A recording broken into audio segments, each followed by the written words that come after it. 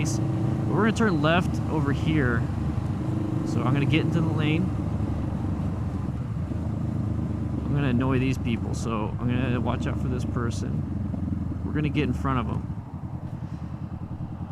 So be prepared to turn left. Watch out for this manhole.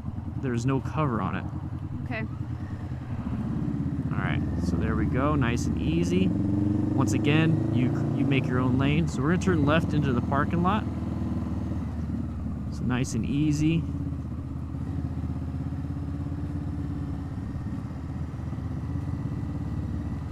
Now once again, watch out for traffic, just like that. This is an intersection typically. Okay, so turn over here. And I like to set myself for a good parking spot. So I'm gonna park in this last spot. I'll move all the way to the left. You can take up this right section.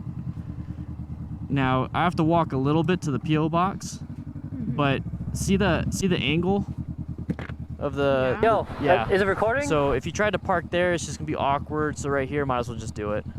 Okay. So you can shut it off. I'm already melting now that we stopped. All right, so here, let's go ahead. I'm gonna shut off the 360 camera, but I'm gonna leave these running. Okay. Ready, Freddy? Yeah, because the 360 camera is a You don't want to take it off?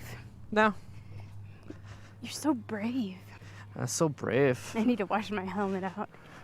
I didn't pee. I was kidding.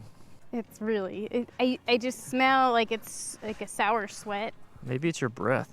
No, I brushed my teeth like 3 times today at work. Why?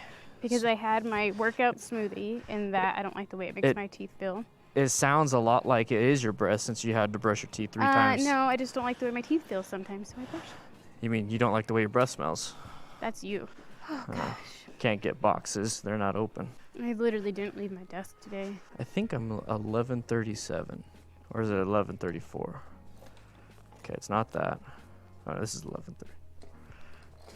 Oh, it is 11:34. Okay, cool. We got a fancy key. So now what? Find the bigger box. So number 2. Where's the big box? Is they over here? No. Ugh, my headphone came out of this ear. What are you taking your stuff off for? Because I said my headphone came out of this ear, so I'm trying to push it back in. So number 2, rent a box. What are we gonna get? From Amazon. I think this is from Dark Horse. Dark Horse sent me something. He just became, yeah, it just became a DDFM legend. You having trouble there? I'm getting it. I'm shoving it in. That's what there she said. There we go. So he just became a legend? I'll open it up on the stream. Oh man, I think this one came out now. Okay, you need to fix that. I told you, it's my ears. What's wrong with your ears? I think they have too much wax in them, and then they push my headphones out. I don't think that's the case. What if I get the ones that like wrap around my ear? No, that would hurt. I have the same headphones you have. You just don't have the right size thingamajobber. Look at those babies. Oh yeah, it looks like a mom and pop. Mom and pop bikes. Mom and pop bikes. Or dad and daughter. Why do you say that? Because yours looks so big and mine is so low to the ground. Except mine sounds way better than yours. Got my rock form case. Boom, boom, boom. I need to get mine. Yeah, you keep telling me you want a case, but then you don't want a case. You want a case, you don't want a case. So I haven't pulled the trigger on it yet.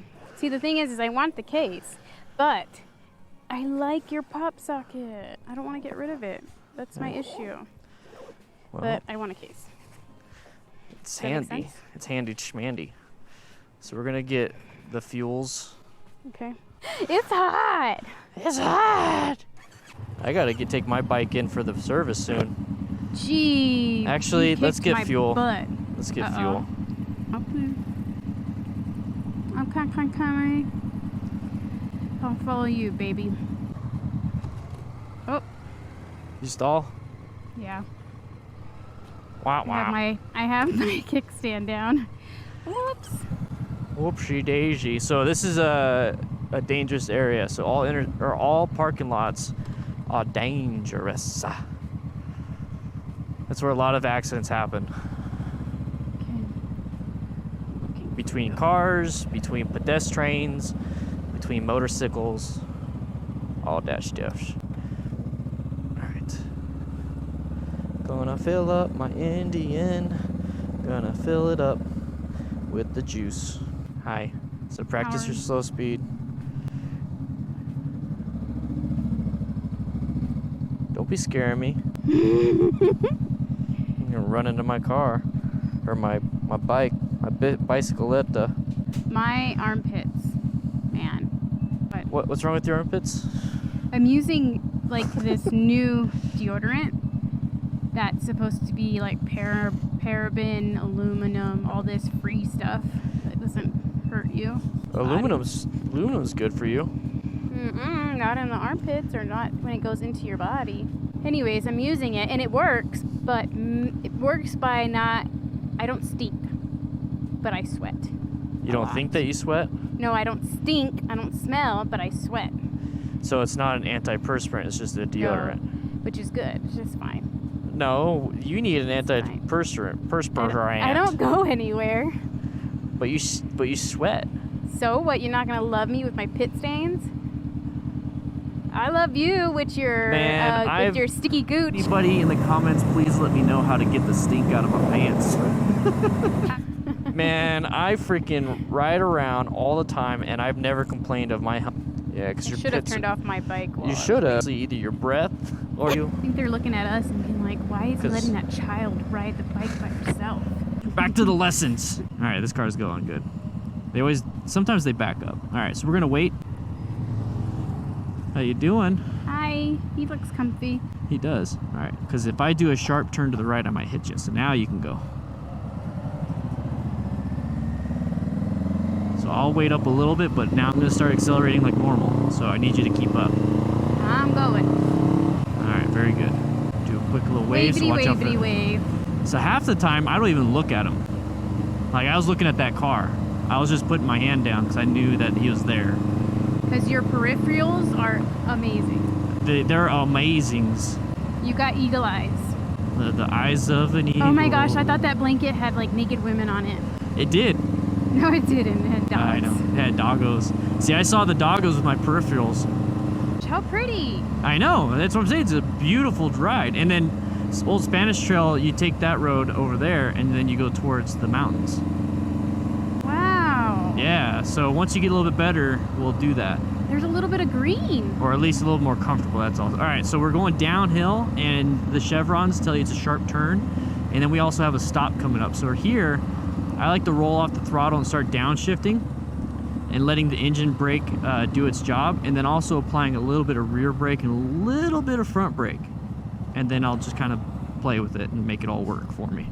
Because some people come in too hot, and then now they're trying to stop, and then they crash into somebody. All right, so I'm keeping an eye on the person behind us. So once again, I'll go and you'll kind of stay off-centered, but you move into whatever line you need to be in. Okay? Okay. All right. Hi. Hi. You're on the cameras.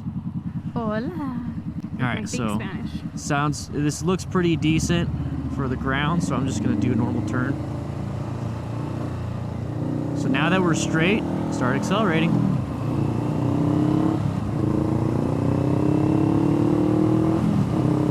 There you go.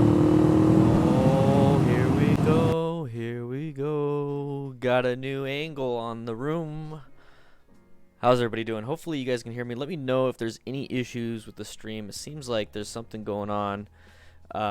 Just randomly. Might be drop frames if it gets all messed up. Sorry, just bear with me.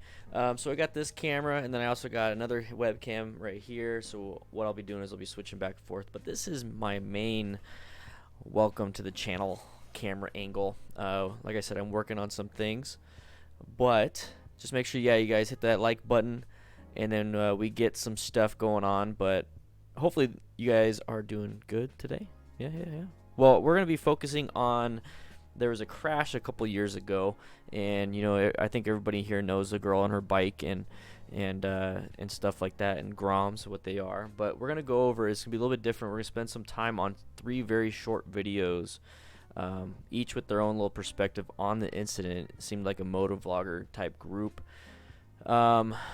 And then after that, we'll go over the regular crash stuff. So if you're new to this, welcome. We go over crash stuff, and we kind of figure out what's going on. But this one was a very severe accident. So we're going to switch on over to this. So you see how there's a different camera right here. How you doing? This was my little thing that Nikki and I were doing. No. Don't want to start that yet. Nope, we're going to skip that. Hey, look at that. The beauty of being live. I already had it set up, and then it ruined it for me.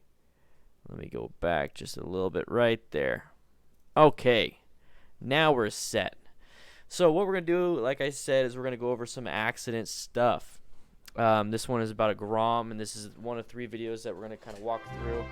And Gigi already started the day with, hey, Dan, been waving now at riders. I'm riding a scooter, so no waves back yet. Ah, man, you should be getting some loves. You're getting quality video. Thank you. So we're going to watch this, and we're going to kind of go over what happened. I want to watch the full incident from this point of view, and then we'll go over the video.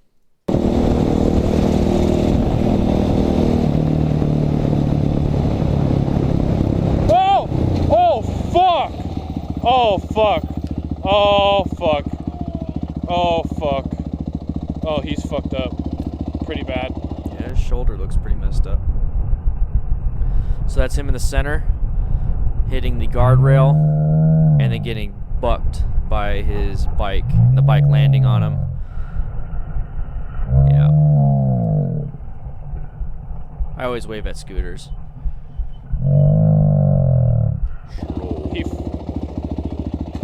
No. He hit the fucking side and jumped. Hey, Frank. Yeah. All right. I'm fucked up. Yeah. So this is his point of view.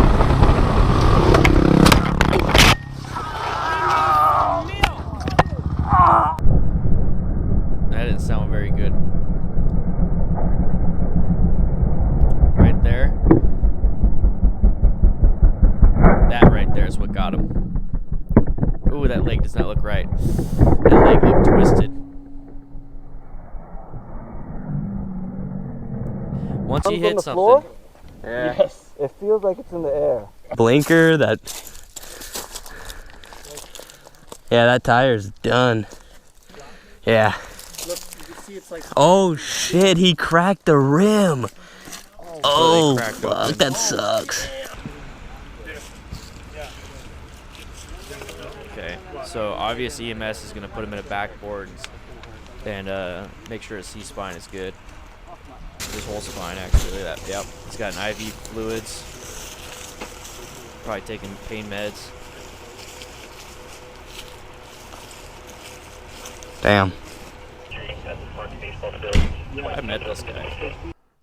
Alright, so we're going to go over that incident. Okay. So I wanted you guys to have some input on that. So that was the first one. And then right here, this is his point of view. And this one we're going to spend some time on. So that was kind of the context of what we're working on today. Does that make sense? That's the contents of what we're working on today. So let me jump back into some of that stuff. Just saw a video of it. Yeah, you saw me without a beard. Yeah. So before we even jump into this video, this is what I want to do. So he put a summary of what I think went wrong with this crash in the description below. Hopefully it will help prevent this from happening to anyone else. Ride safe. So I'm going to take his word for it, and I'm going to use this video to make others become safe and hopefully prevent this from happening. So that's what I'm going to do. So right here, we're going to go, and I'm just going to read really quick. I'm pretty good at reading, so let's see. First off, I want to thank Dana, Gina. I said I was good at reading. Brian, Tom, Josh, and the rest of the fans and family. Wouldn't have been much harder getting through all this without your help. I also want to thank all the viewers for your love and support. Okay, so here's what I wanted to get to. So he said, I shattered my humerus, 6 fractures on 4 ribs, 2 fractured vertebrae, and a lacerated kidney. Could have lost my arm and been paralyzed too. I definitely feel lucky it wasn't worse. So he says this accident was totally my fault. The bike in front of me did go wide, causing me to do the same, but because I went to the turn too hot and in the wrong line, I had no chance of saving it. There wasn't even enough time for me to target fixate. It was my first time on this road, but I did go up once. The crash was on the way down, so I thought I had a good idea of the road.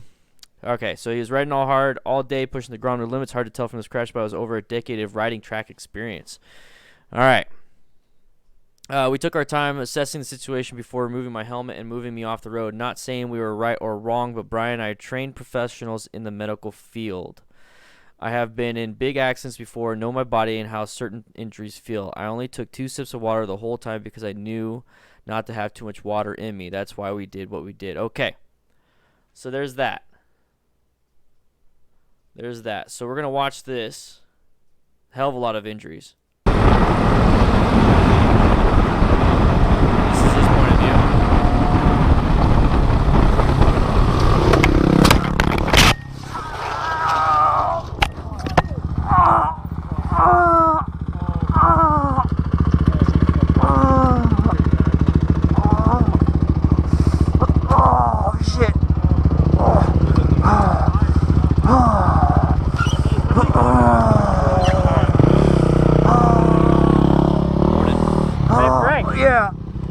Fucked up.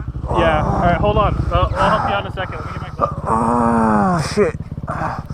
These are the original videos. I'm going over the original videos. There's 3 of them. Yeah, I know. I did the same thing. I was like, oh, fuck. I was trying to avoid the gravel. Was he behind me? Here. Hey, put this over there.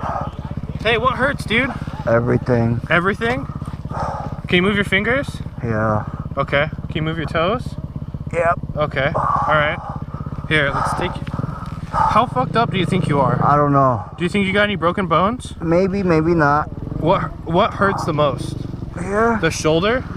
Oh. It's fucked up. It might be. I don't know. Can you move your arm? Oh, it's broke. Is it? I think it's broke. All right. Okay. All right. Fuck. Okie doke. All right, dude. Well. Here, I'm gonna take your helmet off. How did your Are you neck? holding my arm? No. Oh, fuck. What? You're not holding my arm? Which arm? My left arm. No. Where is it? It's on the floor. It is? Yeah. It's broke. Huh? It's broke. It's broke? It's either broke or dislocated. It feels like it's Hey, in the. It do you feels have like it's in any the neck air. No. Huh? No? Okay. It feels like Actually, it's in the air. Actually, I think. No, his arm's I broken. think I'm good. I think I just broke my arm. There's 2 reasons to take. There's 2 reasons to take your helmet off. Actually, there's 2. I'm sorry, 2 criteria. I'm watching this. I got distracted. There's two criteria to take your helmet off. That is if it's a full face. So it has to be a full face. And 2, you're not breathing. That's the only time you take the helmet off. Oh! Oh, fuck! Oh, fuck! Oh, fuck! Oh, fuck! So take a look. Oh, he's fucked up. Pretty bad. So we heard No, the whole no, no. situation. He hit the fucking side and jumped. Alright. See if I can get a good shot of it. Alright, so real quick. This was the crash. This was the impact. This is probably about 40 feet. Easily 40 feet. His arm right there is slung over. That's what you call an obvious deformity. Okay? You see how he has his hand up right here? This is what I'm seeing. When he has his hand up right here, there's obvious pain in this area. So the first natural instinct that humans do is they reach for it. I mean, dogs do it. Like a dog gets like a sticker in its leg. It reaches for it with its mouth. Same thing with humans. We reach for the pain. We're trying to figure out what's causing it. So right here, that arm's done. The mechanism of injury here. This is what I don't agree with. This is kind of where I'm getting at. I'm not just saying this to say this. I mean, okay, this is September 23rd, 2016. So there's been a couple years. So I feel okay with this. He shattered his humerus, 6 fractures on 4 ribs, 2 fractured vertebrae, that's your spine, and a lacerated kidney. Okay, think about that. They talk about, we took our time assessing the situation before removing my helmet and moving me off the road. Not saying we were right or wrong, but Brian and I are trained professionals in the medical field. Based on what I've seen so far, they could quite possibly be trained professionals, but either their nerves got a hold of them and they weren't doing the right shit. I'm sorry. It's just as simple as that. He had 2 fractured spine pieces, vertebrae, fractured, a lacerated kidney, an obvious deformity to the arm, and then difficulty breathing possibly caused by the broken ribs. At what point do we start doing some of these things that I'm going to talk about? Like take the helmet off, have a cigarette around somebody like this, giving them a little bit of water, moving them off the road, sitting them upright. You see right here? See right here?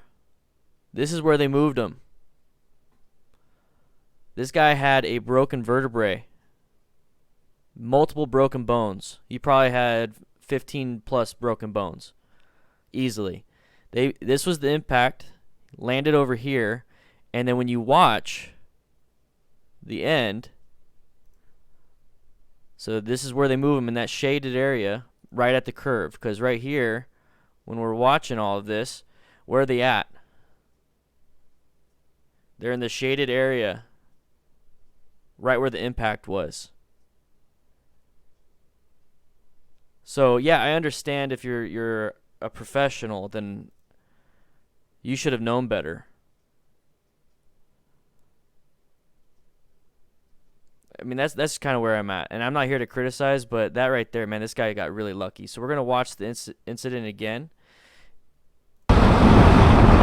This is what you call a mechanism of injury.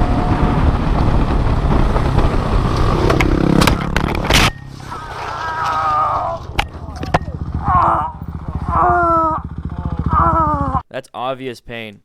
Obvious pain. So even when you just hear that, it's just completely obvious. No, EMS, we wouldn't have moved him. No, EMS didn't move him from there to there just to be in the shade. No.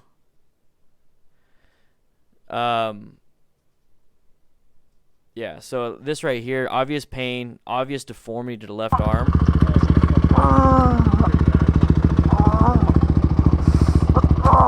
Shit. What's up, Darren? How you doing? So real quick, he knows something's wrong. Hey, Frank. Yeah. Alright. I'm fucked up. Yeah. All right, hold on. I'll help you out in a second. Let me get my glove. Let's get when he gets back. Me? What hurts, dude? Everything. Everything?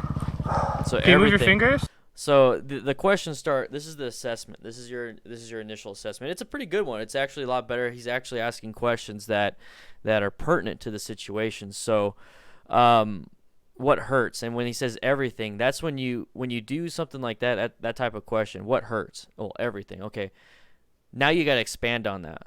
Okay. Well, everything hurts, but pick the one thing that you want to point out right now. What's the thing that hurts the most? And that right there, that will narrow down a lot of symptoms. And it'd be like my arm. That will kind of point you in direction to the arm. So right here. Yeah. Okay. Can you move your toes? Okay. How are you going to tell? He's got boots on. So these are great questions. These are great questions, but you have to actually do something. This is the stuff that you start learning. So pulse motor sensory, you actually got to touch the patient. That's the sensory. You can't tell he's wiggling his toes inside boots. So right here, the main thing is that per the mechanism of his injury, first things first, you walk up to him, he's complaining of pain. He's actually talking and he's conscious. He's got a pertinent airway, he's breathing. That's when you ask him, what's the one thing that will kill somebody? Airway, breathing. Well, his airway's good. So ask him about his breathing. Say, hey, are you having trouble breathing? And then right there, you're going to start getting questions and answers. Or you're starting to start getting answers, and he's going to talk about maybe like, when I inhale, there's a lot of pain. Because when you inhale, your lungs expand. Well, it shows that he has broken ribs. He wrote in his own things, I got broken ribs. 6 fractures on 4 ribs. That is definitely going to cause difficulty breathing.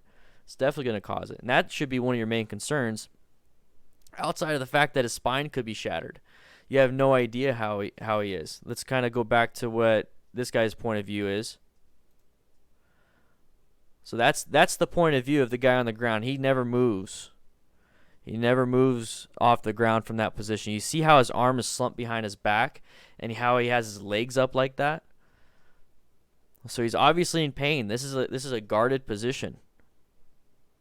But man, that impact, I would definitely assume a spinal injury.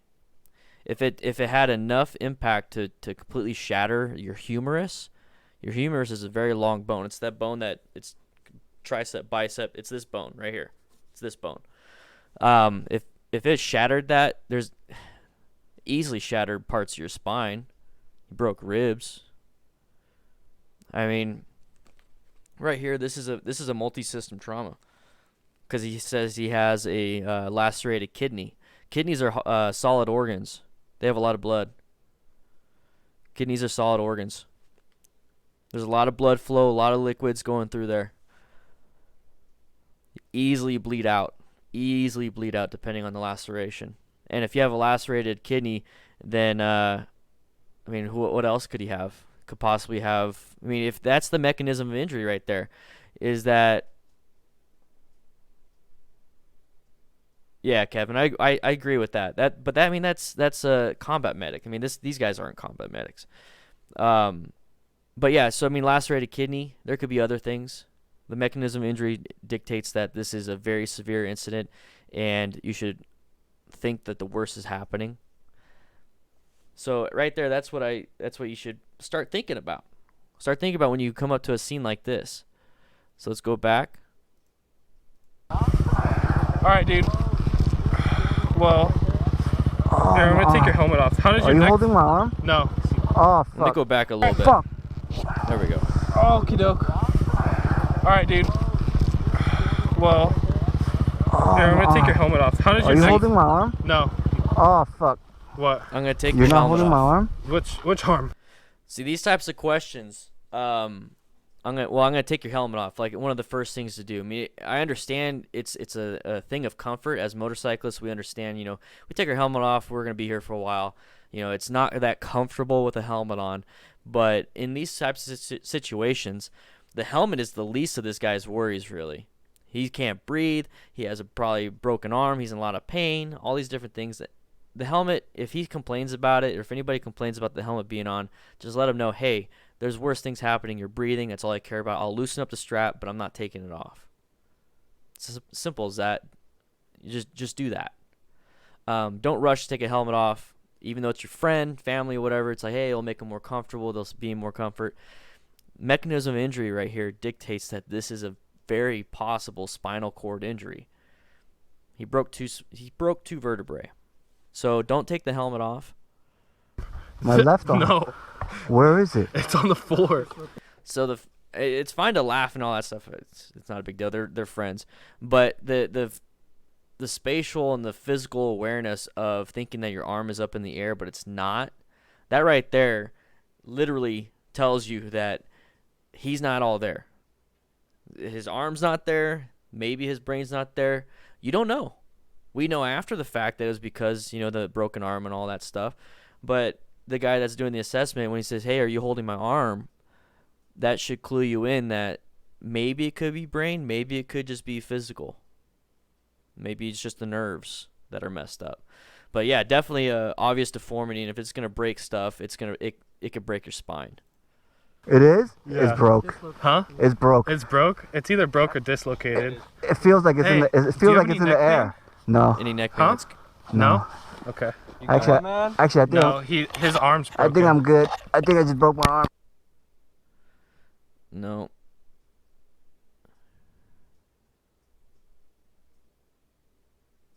So the crash scene training, I actually do accident scene management. All right, so watch the crash right here. Oh! Oh, fuck! Right there. Oh, oh, oh, oh, he's fucked up. Pretty bad. No, they just got dirt biking. No. He They're all hit the dirt fucking biking. side and jumped. Alright. Hey, Frank. Yeah. Alright. I'm fucked up. Obvious deformity. Alright, hold on. I'll help you out in a second. Let me get my gloves and shit off. See how he's reaching around with the right arm and his left arm is just dangling? if that arm wasn't broken, he would have both arms holding himself. So it's obvious, like, something's not right here. All right, so I'm gonna cancel that one really quick, and we're gonna watch this one. This is from a girl on her bike's channel. It's only a minute long, but it gives a little bit more. It seems like, you know, if they just stuck with one video, it worked a lot He hit better. the fucking side and jumped. All right. Hey, Frank. Yeah. All right. I'm fucked up. Yeah. All right. Hold on. I'll help you out in a second. See how Let me we're get my getting a little gloves bit and shit more? off. It's right here. Went too wide Whoa! in a group. Oh, oh, Yep. oh, oh, he's up pretty bad. He. See, we're gonna. I mean, I know we're watching the same thing over and over and over again, but it's good to get an idea. Arms on the floor? Yeah. Yes. It feels like it's in the air. Okay. Like It might I'm just be holding it in the air. dislocated, Alright. hopefully. Yeah, it might be dislocated. Hey, That's a let lot me of take the helmet movement. off. This is All why. right. Oh, is it? Okay. It's yeah, unstrapped. yeah. Yeah, it's probably dislocated. Are you in constant pain right now? All right. See, that's what. Okay. Do you want some water? Yeah, give him some of that. Okay. Does anyone have service? Want some more? Okay. I'm surprised they don't have a head block on him. 1 second. Don't skip. Why can't people just post the full video?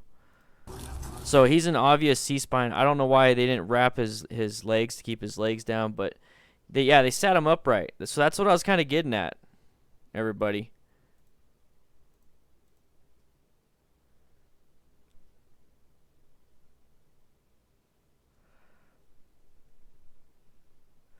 So, I mean, I'm kind of, like, I don't understand this part.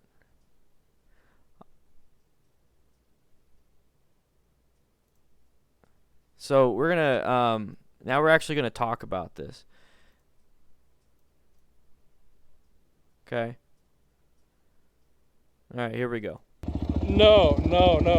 He hit the fucking side and jumped. All right. Hey, Frank. Yeah. So that's your first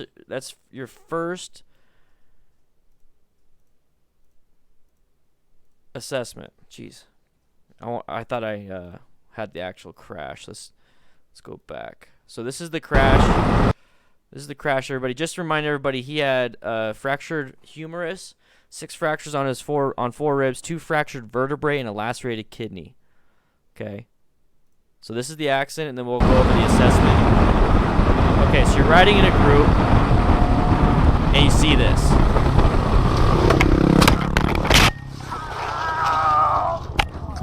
Okay. Your buddy just crashed. Okay, your buddy just crashed. You just saw it happen. No. He hit the fucking side and jumped. All right.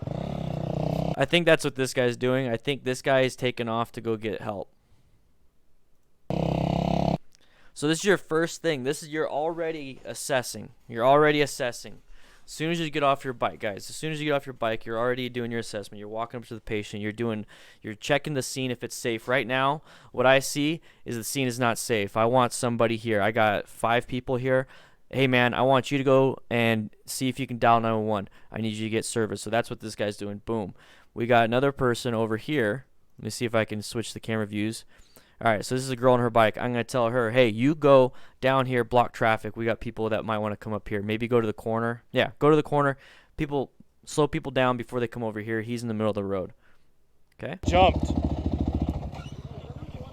Who else do we All have? right. Who else do we have? Okay, so we got this guy right here. I'm going to tell him or her to go around the corner and make sure people are slowing down before the end of the turn. So now I got somebody running to call 911 that has service. I got somebody down. I'm going to say southbound where the bike is in. I'm going to say, okay, I got somebody to control traffic there. And then I got this person right here to go up this way, northbound, which is this one to control traffic. So my scene is safe. Boom, done. EMS is on the way. Good.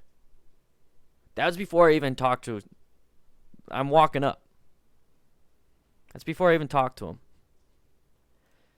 Because if somebody's coming around this corner and is not paying attention, they will hit you. No. Okay. He hit the fucking side and jumped. Now you have somebody coming around this corner, the same corner he crashed on, and just could be blasting through.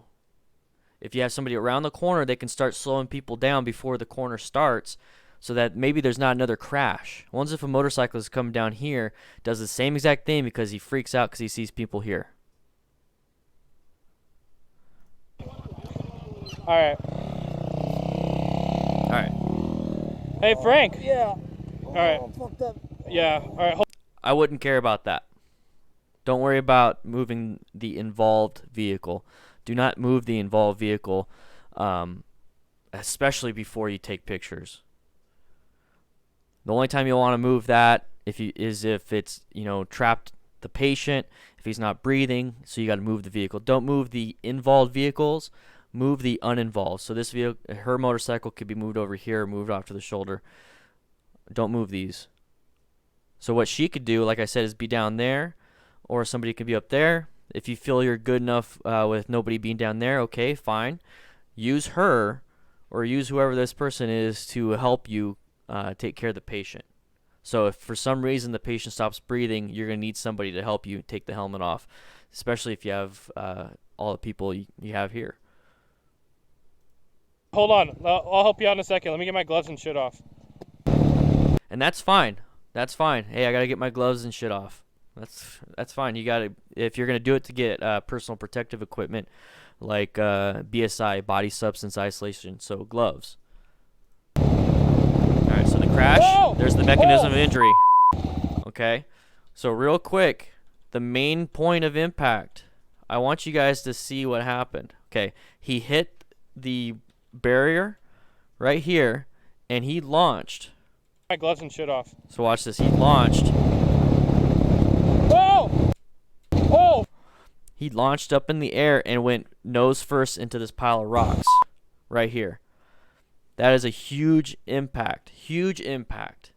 So now you need to start thinking he could possibly have bilateral femur fractures. He could possibly have a pelvic injury, back injury, and then just the obvious stuff too. So right now, before you even get to the person, you start formulating what kind of injuries this could be. And right there, that's a massive mechanism of injury, so you have to suspect a spinal injury. Oh, Okay. Once again, you see this. Now you start formulating very bad, very bad. Now you need to start taking command. Like I said, send her down this way, send this guy or girl down the other curve, and the other guy takes off to call 911. Okay, we're good. Up. Pretty bad. So this is his point of view. This is the mechanism of injury right here. Completely shattered. From the floor? Yeah. Yes. It feels like it's in the air. So talking Might about just be dislocated. the arm, it feels like it's in the air, but it's on the floor. Hopefully. Yeah, it might be dislocated. Hey, I'm gonna take your helmet off. Kicking rocks off the road, it's not helping. All right. Oh, is it? Okay. That's yeah, unstrapped. yeah. Yeah, it's probably Okay. dislocated. Are you in constant pain right now? So they moved the patient. The only time you move the patient is if they will die if they are not moved. So if, like I said, if their head is underneath the motorcycle, if their head's in a ditch, they're face down, and they're not breathing, then yeah, you need to move them onto their back and do stuff. You need to move the motorcycle off to do stuff. But you do not move them a long ways. And when I say long ways, they moved him over to here. Now, whether they picked him up and moved him or he walked. Now, remember, he's got fractured vertebrae and a lacerated kidney. If you have to move the person, like I said, if there's a possibility of getting run over, right here is good. Right here onto the shoulder, have traffic directing the other way. You don't need to move the person over here. And you need to keep their spine in line.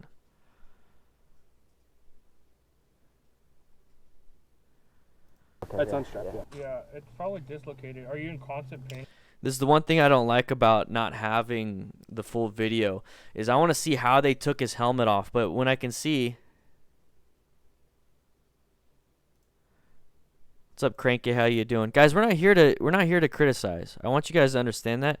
I want you guys to understand the mechanism of injury, and we're learning about what these bystanders are doing. Because this is the typical thing. This is on YouTube. These types of videos are on YouTube. Okay, I mean, these videos are on YouTube, and people are seeing this kind of stuff, and they're thinking that this is what I should do. It's fine to take the helmet off. Always take the helmet off. Always. No, it's not. You don't take the helmet off. There's two reasons. There's two checklists. There's two things that have to be checked in order for you to take a helmet off as a bystander. One, it's a full face. Okay, so if it's a half face, if it's a 3/4 face, or they're not wearing a helmet, you don't need to take the helmet off, because the airway is exposed in every other helmet outside of a full face. And number two, the other part of the checklist is that they have to be not breathing. They can't be breathing. So full face, not breathing. Full face, not breathing. If those two criteria are checked, then you can take the helmet off. If they have a half face and they're not breathing, you still don't take the helmet off. 3/4, you still don't take it off. You can access their airway.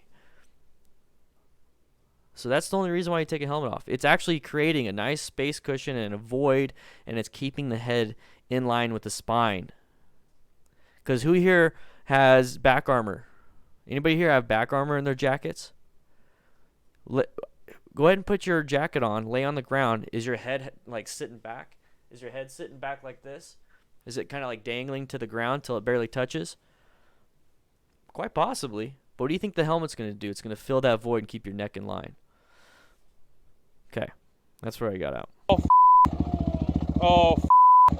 So let me see where it shows that he starts to move it. So when I see this, there's no C-spine being taken. So that's cervical spine protection. But when I hear that they're going to take the helmet off. Might be dislocated. Hey, I'm going to take your helmet off.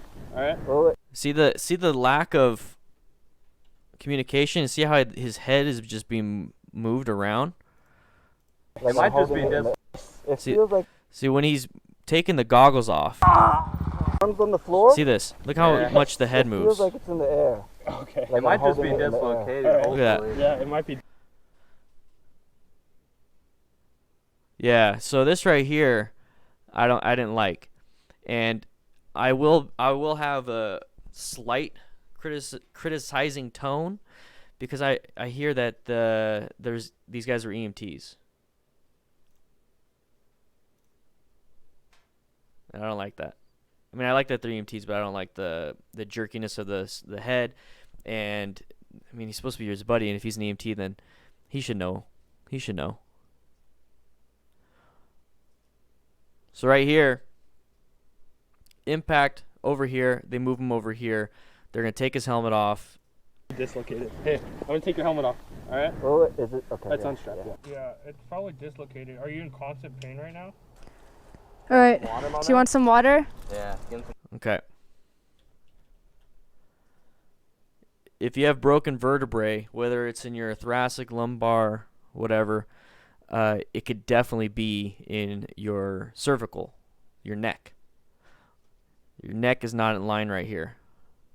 All it will take is for that muscle or that tendon to fail, because it just can't hold up your broken neck or broken spine or anything, and you slump over and snap part of your spinal cord. That's all it takes.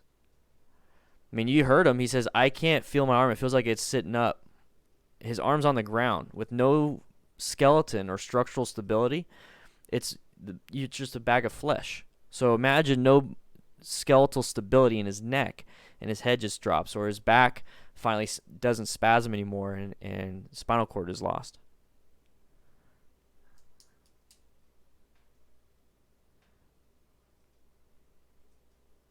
Yeah, Julian, I agree.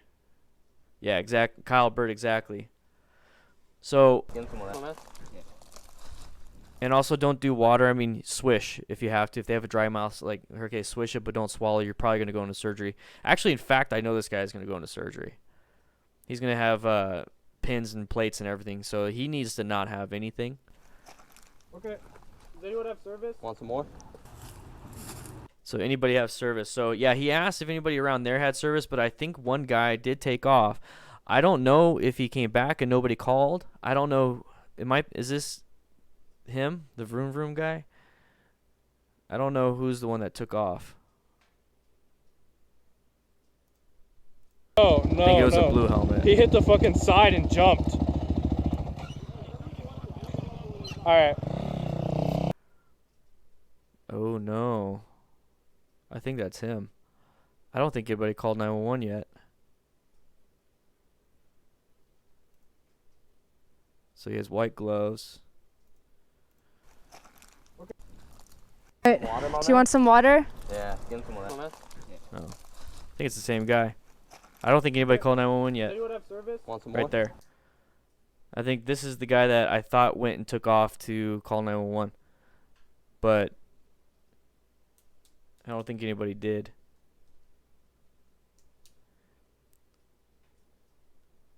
Modular helmets. Good question, David. Modular helmets. If you know the latch, you can actually lift it up and it just becomes a 3/4 helmet. And then you should be good to go. I thought he took off to get service, but I want to know the time jump on that. I guess we could do a little bit of a theory craft and go by the shadows. So the shadows are there. The shadows are on the brick. Or the sun is on the brick. Oh, the shadows are on the brick. Now the sun's on the brick. Or on the... I keep saying brick. It's the concrete. So, full shadow. Right?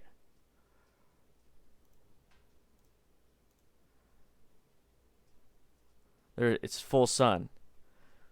So that took a while. That took a while. And it's not necessarily, I mean, it could be just the response time, but it could be the time they called also. Yeah, that was a while.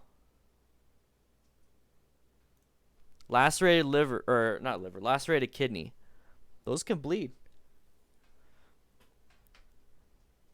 I'm thinking about an hour. Okay.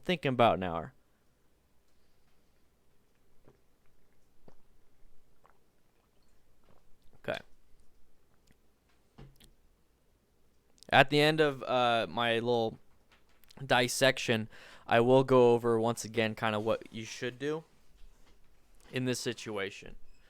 We're just kind of we're literally we are nitpicking. We're nitpicking these things, but that's not bad. That's not bad. Shoot, my videos get nitpicked all the time. I see the comments, but it's not bad getting nitpicked. And I keep saying nitpick, but we're learning.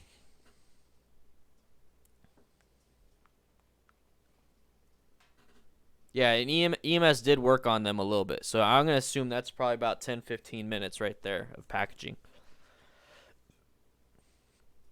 This is about 10-15 minutes of packaging to that point. All right. So I think we're good so yeah, let's look at the bike. When he crashed, he cracked the rim. Enough impact to break the rim. It snapped right there.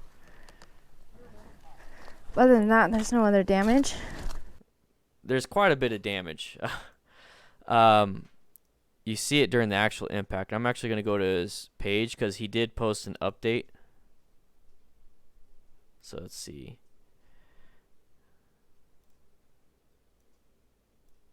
Let's look at the update. What's up, guys? Just want to give you guys an update on the bike, on the GROM after the accident. Surprisingly enough, didn't really get fucked up. If you check Vroom Vroom Dana's video, he really zooms in on the third person view, and you can see the bike lands on me, so the bike didn't really take too much damage. You can see here just a little scuff on the front fender. I want to see more of the. I want to see more of the braking. I took it apart here. I checked the frame and everything, subframe, everything for. Checked all the welds. Everything looks good. No real damage. Just cosmetics. Some little scuff over here. Scuffs on the bar ends. Scuffs on the pegs. And then it took it pretty bad was the catalytic converter right. Okay, so it's mainly just talking about the bike. That was a huge impact. I would think that's more is broken. Way more is broken. Let's go from his point of view.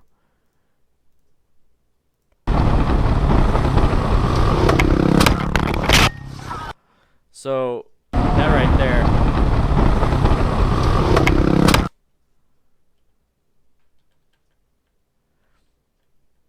Straight into the rocks.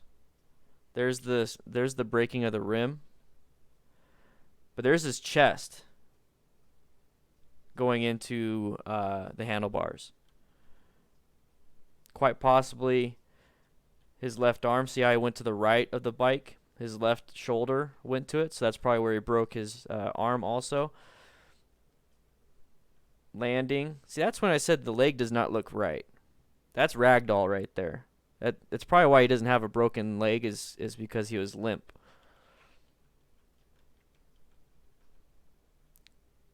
The bike lands on him.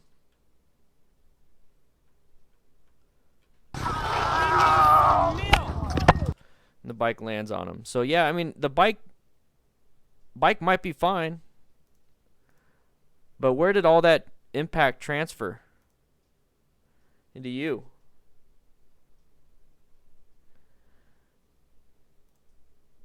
So let's go a little bit more. Let's go a little bit more.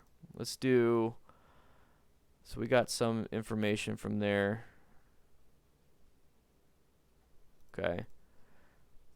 All right. So here we go. We're going to do an assessment.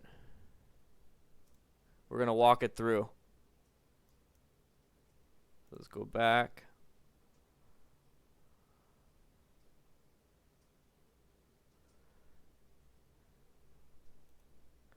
All right, so we're going to do the assessment. This is the part where I talk about, I'm going to go step by step, like what I see, and I'm going to try to make it as quick as possible. That way you guys don't think I'm just like, having time to think, and this guy didn't have time to think. I understand that. You also go down to your lowest level of training in emergency situations, so you need to train, practice, so that when this does happen, you are not making mistakes. And if you are making mistakes, hopefully they're very minor. Some of the stuff I saw in this video is that there's a lot of major mistakes, and this guy Frankie got very lucky for the fact that he got 6 fractures and 4 ribs, broken humerus, which is your long bone up here that connects to your bicep and tricep and your shoulder and all that stuff. He also had a lacerated kidney. Kidney is a solid organ, so a lot of blood vessels, a lot of stuff that goes in it. Your bladder is a hollow organ, obviously, because it fills up with fluid. So it can fill up with a lot of fluid as a bladder, and it can hide a lot of internal bleeding. But in and of itself, if it's lacerated, it won't bleed as much as a solid organ like a liver or your kidneys. So that's very severe. And he also had 2 broken vertebrae. Now, it doesn't mention where in the spine, but he has 2 broken vertebrae. So the mechanism of injury that you see I'll just start it, but the mechanism of injury is that it's very severe, so you got to treat it that way. I don't want you guys to see this type of stuff and think, oh, I'll take the helmet off and all that stuff. There's only a few reasons, and I'll go over what went right, what went wrong, what could have been changed. That's where I'm going to go with this. What went right, what went wrong, and what could be changed. It's as simple as that. Okay? But just because this is an incident on YouTube and people are saying they're trained and all this other stuff, it does not mean that you're not open for some criticism. There's going to be some really good videos, like the one with Billy Bean Moto, very good. Those were handled very well, versus maybe this one. Okay. You're riding in the back and you see this. Oh, fuck! You see that. Oh, fuck. Oh, fuck. Oh, fuck. Hey, Tommy. Thank you for the donation. Thank you, bro. Appreciate it. So right away, you know for a fact that this is not a good thing. This is a bad situation. Right now, your wheels should be turning. So when you hear the oh fuck, oh fuck, oh fuck, those are things that I would say in my head when I would come up to a scene, when I'd come up to an accident that looked pretty bad. Like, there's times where I came up to a scene, I'm like, not a big deal. But when you see, like, 3 cars piled up, a rollover, you see blood already from the cab of the engine, not even stepping outside yet, and you see blood, that means there's a lot of blood. So, like, bodies everywhere, that's when you start saying the oh fuck, oh fuck, oh fuck. So me, I have to see a bunch of bodies, I have to see a bunch of shit in order to say that. So I'm not saying his level of where he's at this time. It could be to where, I just saw my buddy crash, and it's an oh fuck, oh fuck, oh fuck.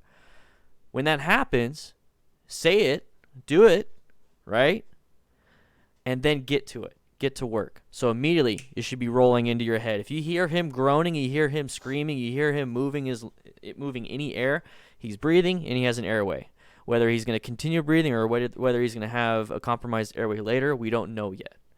So at this point, I know that he has an airway. Right now, I got 1, 2, 3. So 1, 2, 3. 3 people outside of me, so 4 people that can be rescuers. 4 people that can help. I know my group or whatever it is. I don't know how many people are here, but I would send one person down to that curve to slow traffic. I'd send somebody else down to the next curve, around the next curve to slow traffic, and then I'd have one person go and call 911. Because right now I know he has an airway. I know he's breathing. Yes, there's a lot of trauma involved, but right now I don't need somebody to help me with CPR. I don't need anybody to help me with any of that stuff with my scope of practice. I know I can handle this by myself if I have the scene to myself. So now that I'm going, let's see this. Oh, he's fucked up. Pretty bad. So we're going to watch the incident again. So this is called a mechanism of injury. MOI. That's the MOI right there. A single motorcycle crash with an ejection. Whatever you want to name it. But it has a very that's high speed. That's a very dangerous, very traumatic incident. So 1, 2. No. He hit the fucking side and jumped. So 1, 2. Yeah, so he has 3 people. Hey, Frank. Yeah. Right there. Boom. The fact that I called his name, he responded appropriately, which was so that means he knows his name. He has a patent airway, which is, it's open, and then he's breathing. I hear a groan. I hear like a stressed breath. That means that there could be a possibility of broken ribs. And I'm thinking that because this is a traumatic incident. So yeah, definitely broken ribs.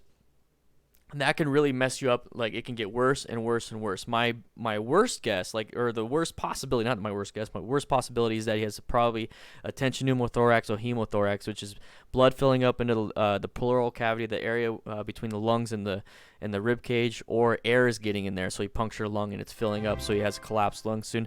Ducati Joe, thank you for the donation. Nuno, see you later. So that right there, I start thinking, okay, airway, breathing, airway. So those are the dangers. Okay, those are the things that will kill him. His airway collapses or he stops breathing. Okay, those 2 will kill him. Now, blood, losing a lot of blood. So right now, my next concern is checking his body for any major bleeds. Any major bleeds that are visible. All right. I'm fucked up. Yeah. We gotta wait for this. Oh, 1 sec. We gotta watch this one. There we go. Sorry. So this is for the assessment.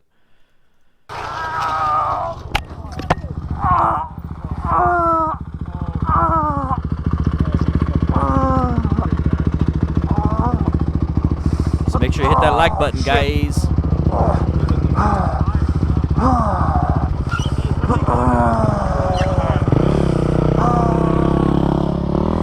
Hey, Frank. Yeah.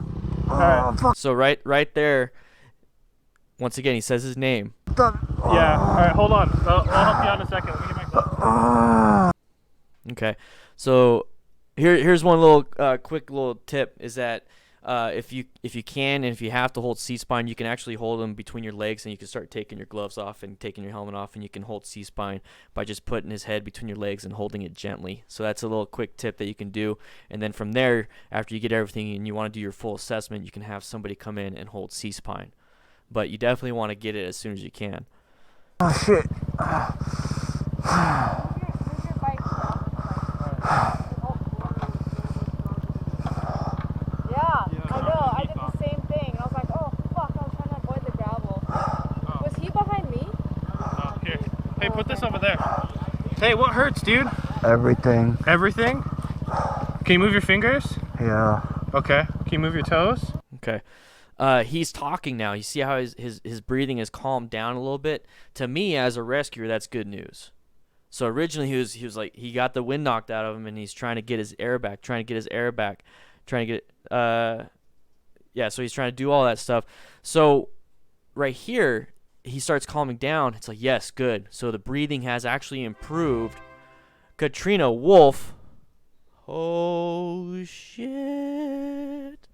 Love your work and knowledge you provide, Dan, making the world a safer one video at a time. I can't even talk right now. Holy crap. Thank you so much, Katrina. That is insane. You're insane. I wish I could gift you a YouTube membership or a Patreon membership, but man, that is a huge donation. Thank you very, very, very much. Appreciate that. Now I got to go back because I got distracted. Everyone give Katrina a high five and a clap if you can. I'll try to do... I don't think I can do anything right now. Move your fingers? Yeah. Okay. Can you move your toes? Can you move your fingers? Yeah. Okay. Can you move your toes? Okay, so like I said, see how his breathing slowed or kind of relaxed. At this point, I'm not worried about his airway. I'm not worried about his breathing. What I'm worried about is any major bleeds. So obviously he broke some bones. He has an obvious deformity to his left shoulder, left arm. That can be a distracting injury, because if you think about it, that is not the life-threatening thing here. What 3 other injuries that we heard about after the fact that you can't see? Can you see a broken vertebrae? Can you see 2 broken vertebrae right now? Let's see if I can get to the...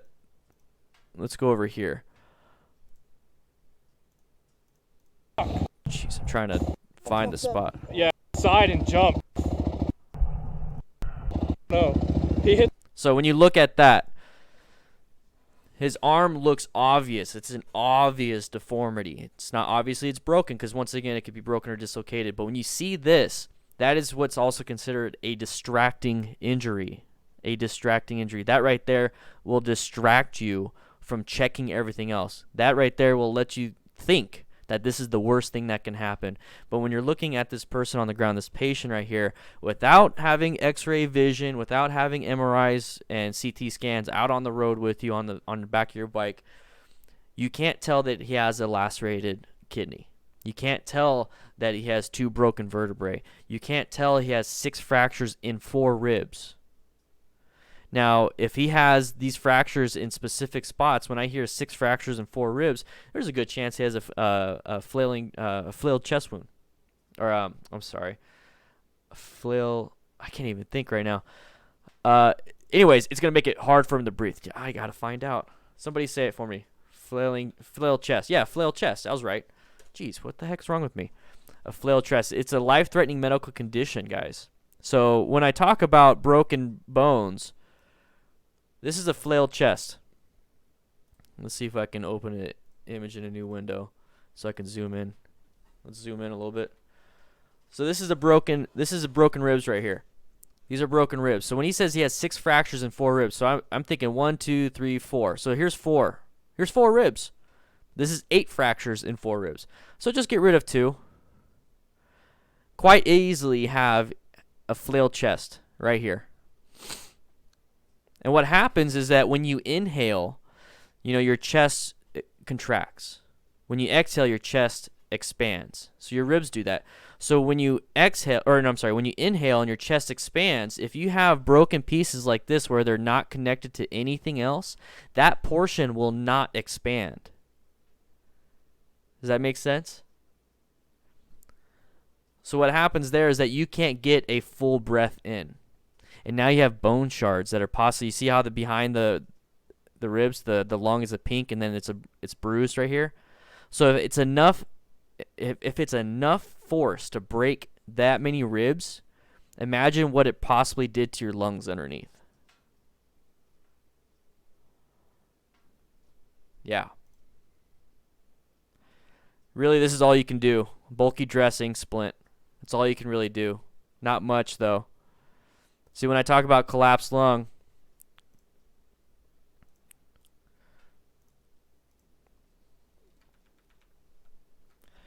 so normal lungs fully expanded. When I say with a collapsed lung, whether this is filled with blood or this lung was punctured and now this is filled with air. This one's called a pneumothorax because it's filled with air. If this was all red, it'd be filled with blood, but it collapses the lung so you can't breathe. That is my major concern when I hear somebody groaning and they're like, I can't breathe, I can't breathe. But the fact that he started saying, oh, or it just started sounding better and he started talking calmer, I know he can breathe and he's doing fine. Okay, great. But right here, the distracting injury is the arm. The distracting injury is the arm. You can't tell the broken vertebrae. You can't tell if he has a lacerated kidney. You can't tell about the ribs. You can't. So you have to assume that anything and everything is broken in there. The fact that he's alive, it's a miracle. That's how you should think. Don't get distracted by the arm. Don't let you think, well, that's the worst then. So if that's the worst, then there's nothing wrong inside of him. No, what that should tell you is that there's enough force to completely shatter his forearm, or not his forearm, but his humerus, that there should be enough force and enough kinetic energy to break anything and everything inside this body. And for all you know, he has a lacerated kidney, broken ribs, and broken vertebrae. So treat it that way. That's all I'm asking. That's all I'm saying. Long-winded talk, but as a streamer, you gotta keep talking. Hopefully somebody was able to pick something out of my little brain there, my word vomit. But yeah, definitely. So now let's go over his point of view. So the assessment portion. So here's the assessment portion. Oh, shit. See how he's groaning? So that's difficulty breathing. But he's breathing. You hear the airflow? The airflow? Hey, Frank. Yeah. Alright. I'm fucked up. Yeah. All right, hold on. I'll help you out in a second. Let me get my glove. Oh, shit. Move your bike off. Yeah, I know. I did the same thing. I was like, oh, fuck. I was trying to avoid the gravel.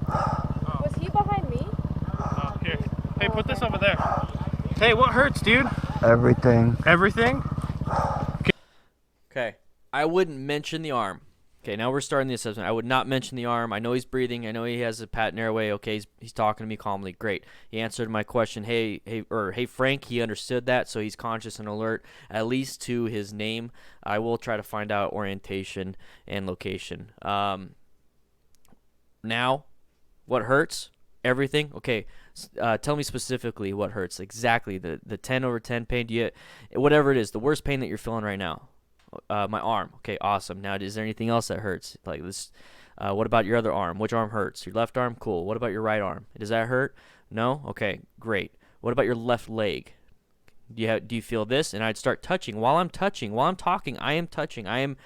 I first you should ask for permission, but I think they're all cool. I'd start moving my hands down his left leg. Do you feel this? Yes. Do you feel this? Okay. Do you feel any pain while I press here? And I'm just kind of gently touching. If I hear no, and I look at my hands, there's no crazy blood. Great. Frank, what about your right leg? I'm gonna do the same thing. Check. Does it hurt here? No. Great. Awesome. Right arm now. Hey, Frank, I'm gonna check your right arm, man. Does this hurt? Does it hurt? No. Okay, great. Left arm, I'm gonna leave it alone. It's obvious. The only thing I will check on his left arm is his radial pulse. I want to make sure he actually still has pulses to the end of his arm, because that could right there, if he loses any type of blood flow to the rest of his arm, compartment syndrome, bunch of other situations happening, that needs to be disclosed on 911. Also, another thing is while I have everyone checking off the scene, have somebody taken off to get to call 911 to get service, I'm going to make sure that he actually is in line. His spine is in line. So I'm actually going to log roll him to his back while also using the hand or using his, let's see where I can, where's the video? I just need a visual reference for you guys. Okay. Okay, you see his helmet. It's a lot like mine, so we're going to switch cameras real quick. Okay. So, he's on the ground like this, right? He's on the ground. I know it's going to be hard for you guys to hear me, so be real gentle with me in the comments. I can't even talk right now. So his head's on the ground like this. I'm going to get off to the side. So you see how he's kind of turned? He's kind of turned like this. I'm going to get off to the side, and I'm going to grab this portion because the helmet is holding his head, right? The helmet's holding his head. His neck and face, his chin is right here, and he'll stay right here. So I don't need to get on the other side and be gentle. I can actually grab this and just gently rotate his head if I needed to. So you see right now, oh, you can't see right now. So see right now, see how his head is pretty much in line with his body, with his spine? That's the anatomical position. You turning your head like this is not the anatomical position. This over here, nope, it's not. It is straight or in line. So right now his head is like that. So I'm going to control his head. And this is just for this situation. And I only have one person, it's me. I'm going to control his head. And right there, I'm going to move his legs out so that they're flat. And you see how his arm is? You're going to try your absolute best to either... Oh, you can't see his arm. Sorry. See his arm? You're going to try your absolute best to move it out of the way. And if you can't move it out of the way, and there's no way you can move it out of the way, and that's just kind of where he's going to be, you need to pad, or at least somebody hold C-spine in that position. C-spine... Oh my gosh, I need the stream deck. I need the stream deck. Dueydidit Joe just became a patron.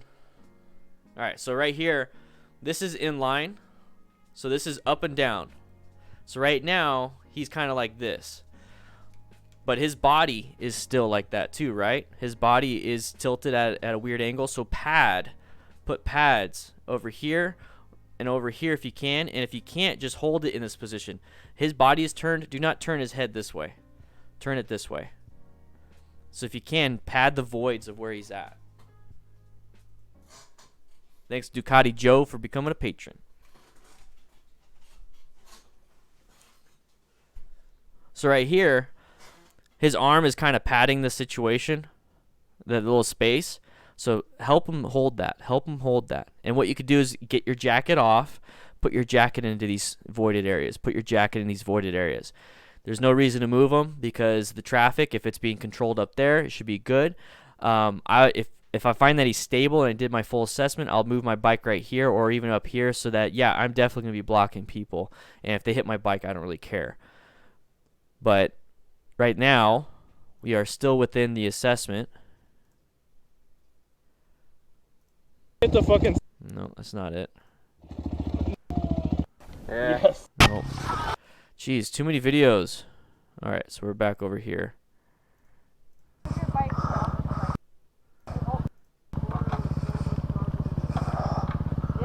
I know. I did the same thing. And I was like, oh, Okay. fuck, I was trying to avoid the gravel. Was he behind me? Here. Hey, put this over there. Okay. Hey, what hurts, dude? Everything. Everything? Can you move your fingers? Yeah. Okay. Can you move your toes? Yep. Okay. Okay, so that amount of time, you should already understand, okay, he's conscious and alert. You just need to tell your buddy, hey, let me do what I need to do, okay? I need to check your body. I need to check everything, make sure you're doing okay. While asking those questions, going up the leg, going down the arms, now doing the chest. And if he says, ow, ow, ow, ow, right on his ribs, and he's like, okay, you have a possibility of a rib fracture noted in your head, in your own head. Okay, definitely obvious deformity to the left arm. Then I'd ask him, do you have any pain in your back? Any pain, head, neck, or back pain? Do you have any head, neck, or back pain? And if it's a yes, yeah, definitely take C-spine precautions. And definitely do that. So if he says yes, which I'm sure he would say yes, at this point he's like, hey, do you have any head, neck, or back pain? No? Okay, well, what about your neck? Does it feel like it's unstable? Do you have any pain in your neck? No? Okay, good. What about your back, upper back, like right behind your ribs? Do you feel any pain? Yes. Well, there you go.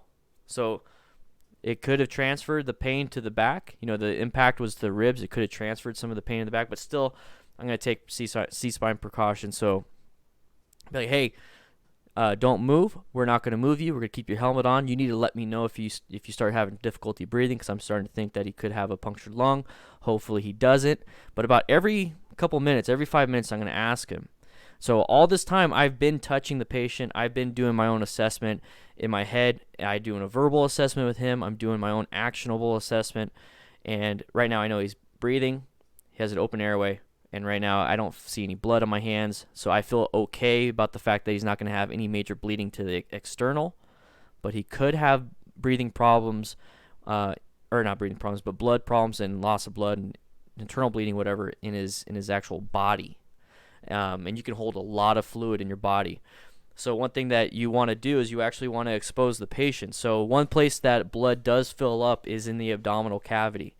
And I don't know why I'm looking at this camera. This is the camera. One thing that you need to watch out for. Jeez, I just got two cameras today, so it's a little weird.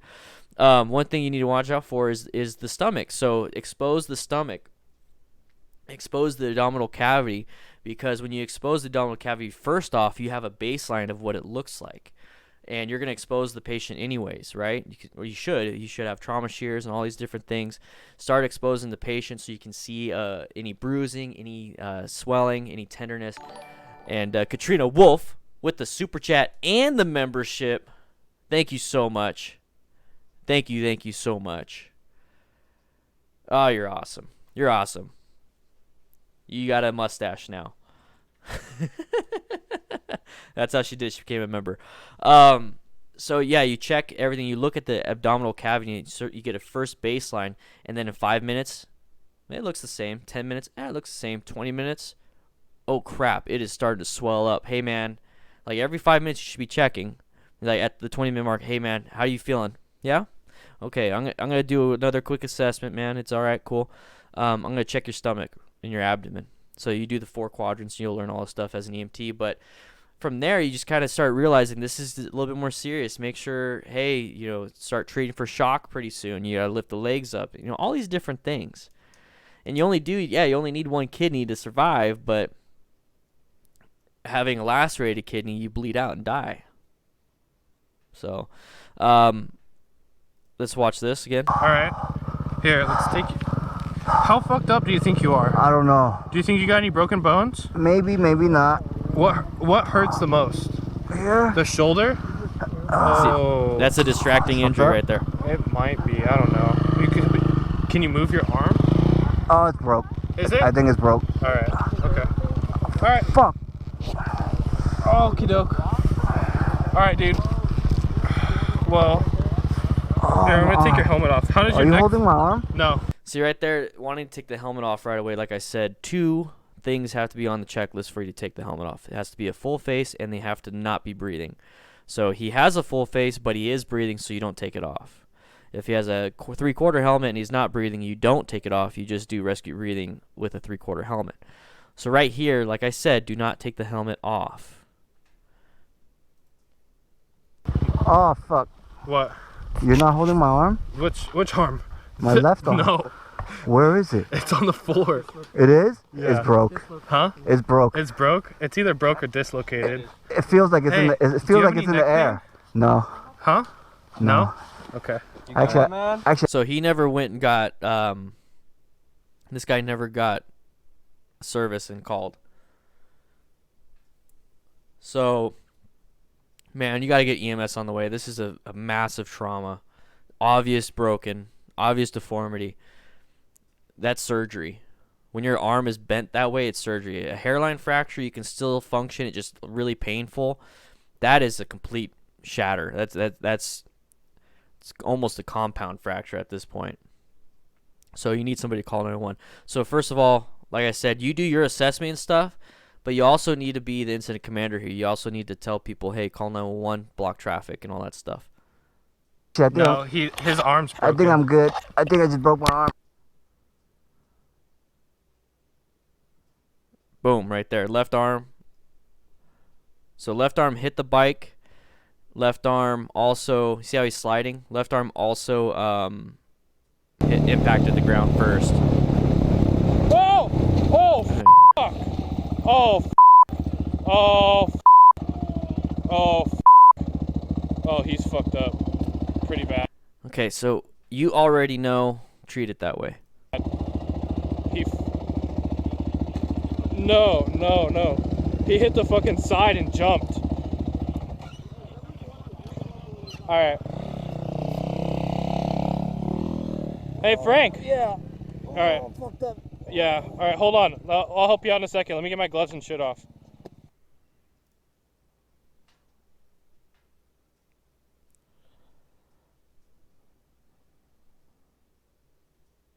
Now, once again, you're in the mountains and you probably don't have service. That's why they're asking, does anybody have service? So you have to assume that if you're ever in a situation like that, that you need to send somebody. You're going to have to send somebody away. You're going to have to. The same concept applies to every accident. Okay. The same thing applies to every accident. I think this looks cool. If you see the accident like this, you already know the mechanism of injury. You know he hit the wall, and you know what speed he was going at. You were trailing behind. You're at the end of the pack, and you're probably going the same speed as everyone else. So you know this level of speed. You know that he literally went from that speed to 0. He was ejected.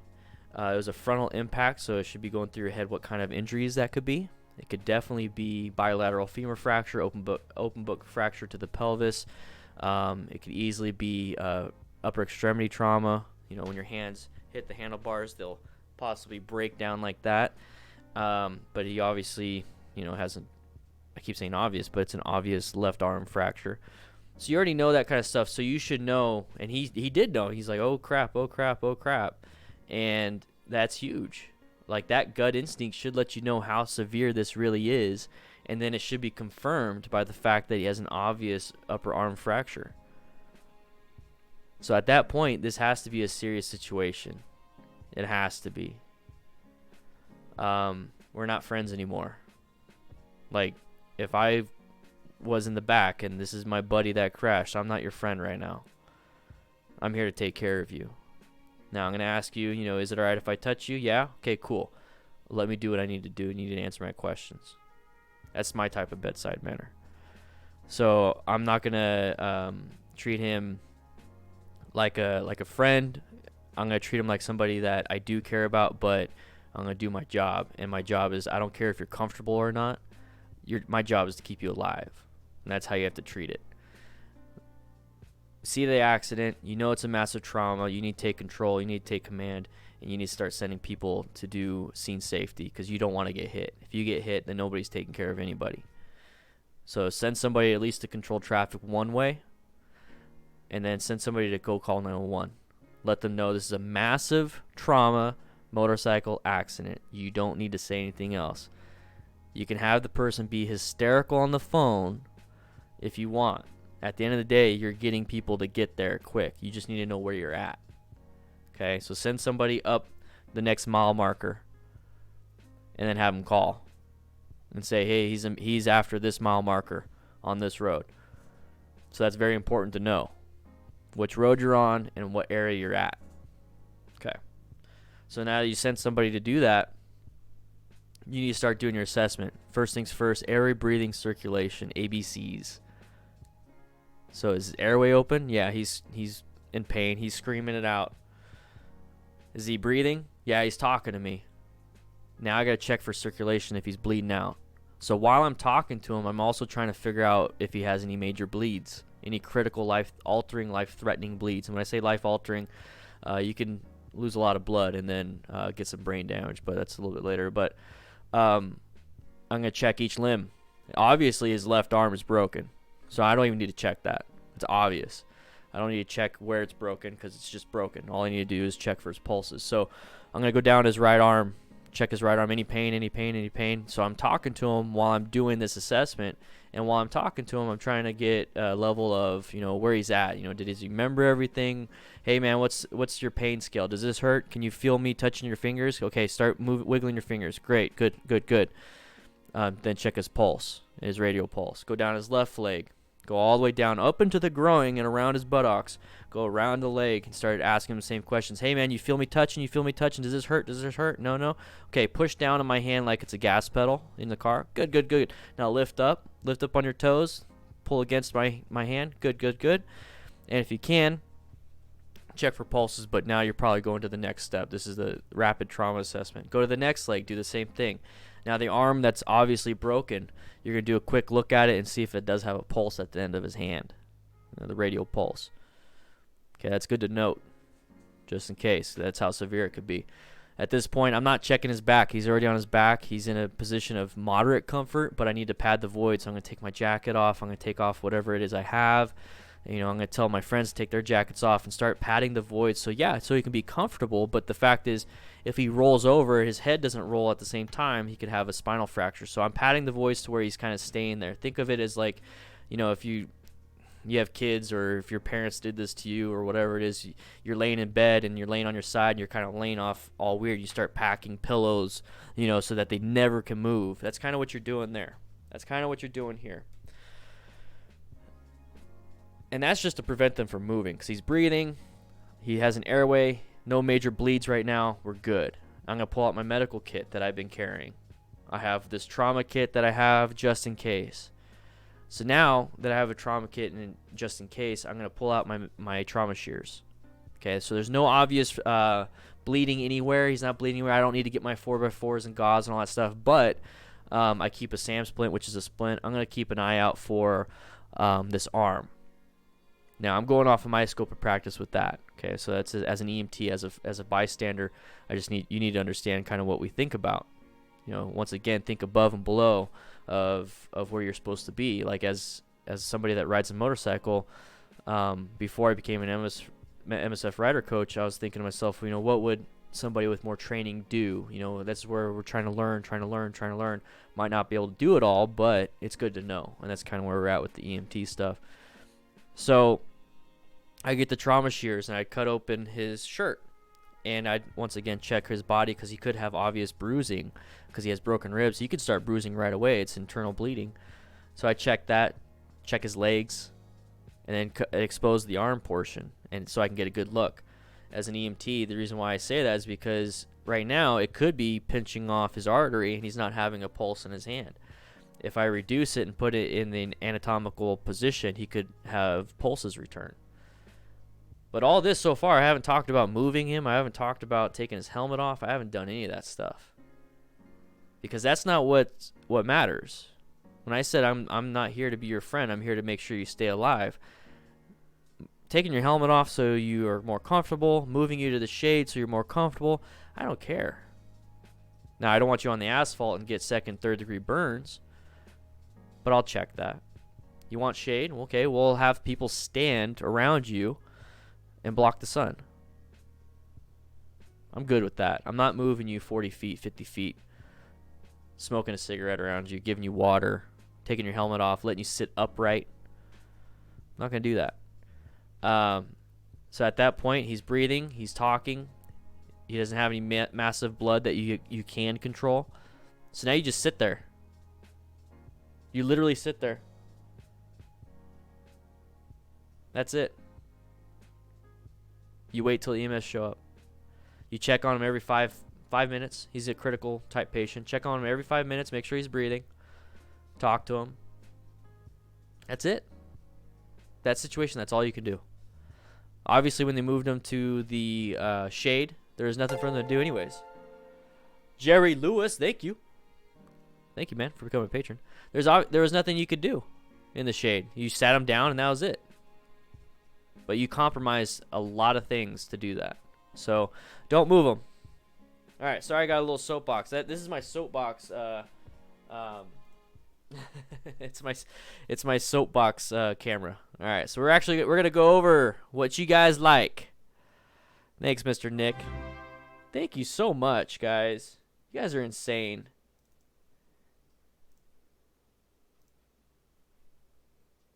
So what he did wrong to begin with, yeah. So how do we prevent that accident, right? How do we prevent that accident? Let's see. So from what I can gather is this person right here.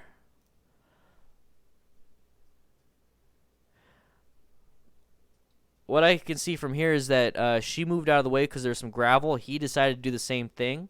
So right here, went a little bit wide. Cut off his line, and he went wide also. But you hear him accelerating too. At no point did he apply the brakes. No point he pulled in the clutch, and it's kind of hard to do that on a curve. But here's the thing.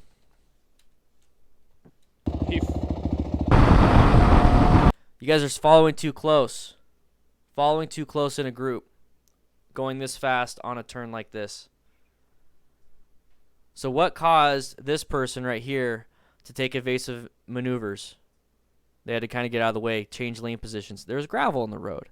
That caused a chain reaction for this person behind them to not know exactly what she knows, but now he has to make the same reaction without the information. It causes him to go super wide. So there's a huge level of miscommunication. He didn't see the gravel, he saw her.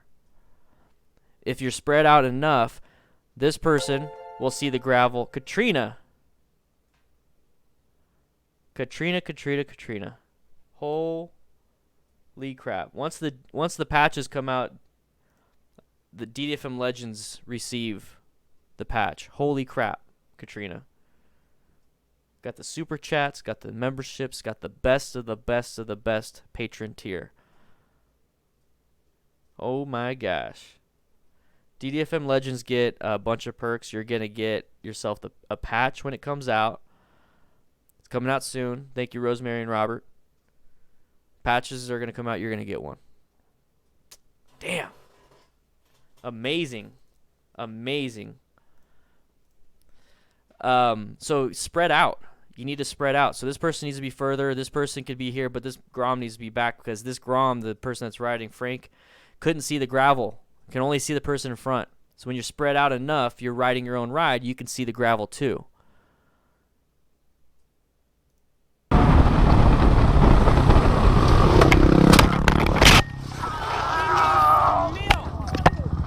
See you later, Jim. Arms on the floor? Yeah. Yes. Arms on the Feels floor. like it's in the air. See how much It movement? might just be dislocated, hopefully. Yeah, it might be Yeah. dislocated. So that's kind of where we're at with that. I think we're done. We spent an hour and a half on that one. We're going to go over some of the stuff that you guys like. Katrina, you are crazy. Katrina. You are insane. Thank you so much for the support. You have no idea. You have no idea. Ooh. Yeah, you're always... I like that, Grim. I like that, Grimbeard. You're always riding alone, even in a group. I like that. I like that a lot. I'm not gonna, Katrina. I'm not gonna. People like you keep it going, not because of the donation, but because it allows me to keep going and invest and get better and better and better. I use all that Patreon money to get better training, to get better equipment. I'm not here rolling around in a Rolls Royce and wearing fancy shirts. I got this shirt for free from Get Lowered Cycles. All I have is my shirts. I create my own shirts and I buy them for $15. So you guys can also buy my shirts for $15 too on Amazon. But yeah. See you later, Kevin. Oh yeah, we're doing a 2-hour stream. We're doing a 2-hour special stream. Well, heck yeah, especially now since Katrina wants everybody to be safe. So let's watch this.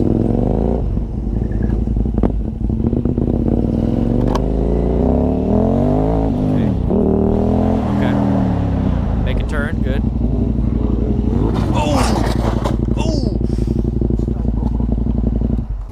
Ty jsi kokot, jsi v pohodě? Jsi dal obrubník za... Wait, what?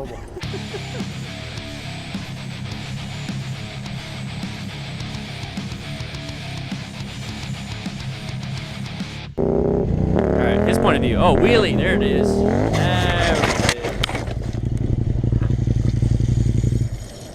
It was the wheelie that did it. Lene H, awesome.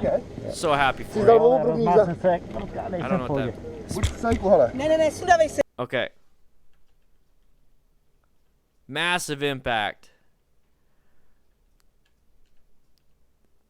I had a motorcycle fatality a couple years ago.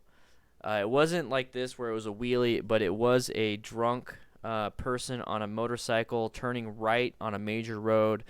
Went too wide because they were drunk. And then what happened was they were only going about 20-25. Okay, so it was a stop, turn right, and they accelerated, went too fast, low-sided, and slid across the road. Kind of like what this guy did. Same thing, also hitting a curb. And the patient hit the patient's head. I don't know how much I could say. I mean, I'm obviously not giving you guys too much information. Hit the head of the patient and dead. No helmet. 20 miles an hour, head into the curb, dead. It was a DOA. We worked. Yeah, that was a weird one spot. We worked the patient and it didn't matter. There's spinal fluid coming out of the ears. Definitely a cracked skull. Blood coming out of the nose and ears. Yeah. So just that level of impact. Let's watch the impact here. There it is. So compression fracture to the spine. Definitely tailbone fracture. Maybe arm and wrist fractures because he's trying to support himself. You have a lot of soft tissue trauma there too. Pelvic fracture. You have your femoral arteries basically in that impact zone right there. See how he tries to get up, and then when he's off the bike and he goes to help his buddy, he's not. So that means he laid himself back down. Come on. Zach!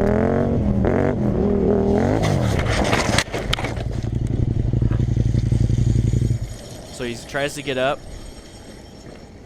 and then he lays back down.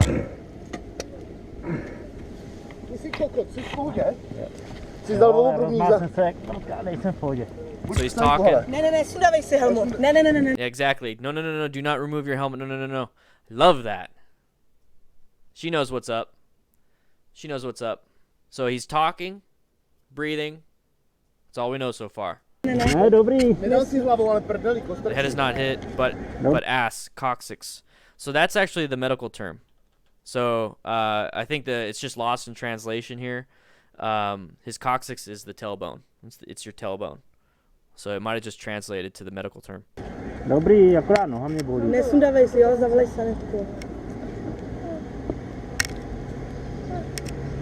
Call an ambulance, yep. Can you breathe?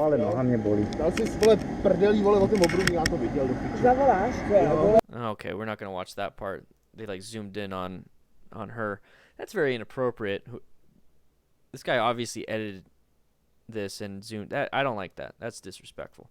So she asked, "Can you breathe?" Yeah, but foot hurts. Okay, well she's asking the right questions. I don't even want to.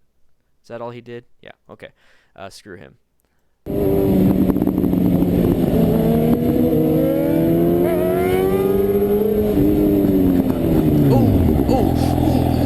Look at his arm. Look at his arm.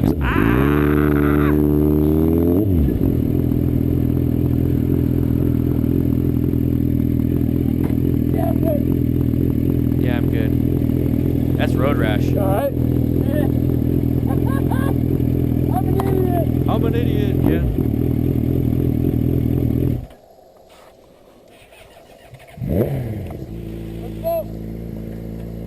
Okay. You having issues? Yeah, holy fuck!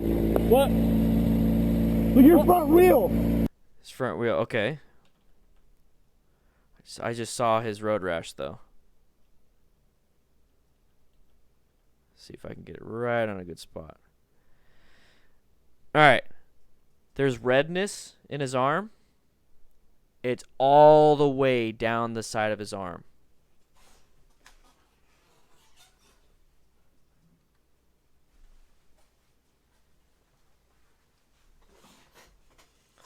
So he's got redness all the way down his arm, possibly to his elbow, and a little bit up. Okay.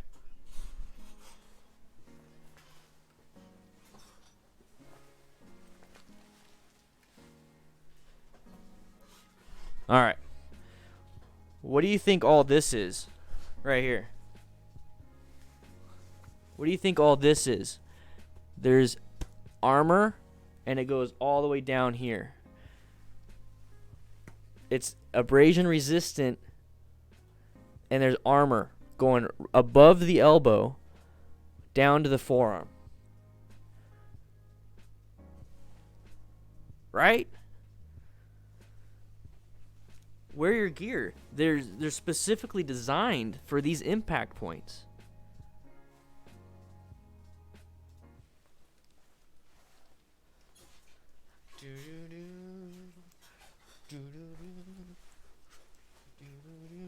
All fast. Jeez, babe, make everything inappropriate.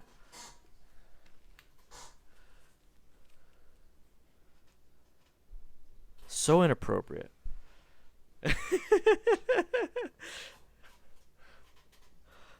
So, right there should let you know I do it for the views. That should let you know that that's why you need to wear gear. Okay, if you're going to be doing wheelies, mitigate some of the risk. You know there's a greater chance of you dropping the bike and you falling down and crashing. So with that greater chance, you need to mitigate more of that risk by wearing gear. Boom, done.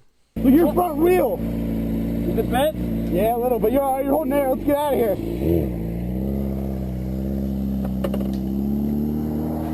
My first concern is my buddy, not the bike. What's up, Lies? How you doing? Yeah. Mark. Yeah, Kyle. Kyle, send it to me on Discord or on my email. Hey, we hit 100 likes. We hit 100 likes. Yeah, I'd like to. I mean, I've seen road rash, but I'd like to see your road rash. But give me a little story behind it. If you have video, that'd be great. But give me a little story behind it. Because, I mean, you go to Google and you search road rash, you see a bunch of road rash, but no story behind it. Go to the Discord, brah. Yeah, Mark. Oh, Tommy M. Speaking of that, you need to have Nikki cinch up the buttons inside her elbow. You don't want the armor rotating around if she does go down. Okay. Thanks, man. Oh my God. Yo. Okay. Real quick. You don't even have to be riding to be helpful. So when we talk about accident scene management and these courses that you guys can take at roadguardians.org, it should be popping up here every once in a while. It should say Save a Life, roadguardians.org. Let's say you're out here with your buddies. Let's say this is your house, this is your front yard, and somebody did this in your street. Okay, you have your bike right here or whatever it is, and you have your trauma kit. You're not even riding, not even doing anything. This right here, you could definitely help out. Oh my God. You just witnessed a crash. What are you gonna do?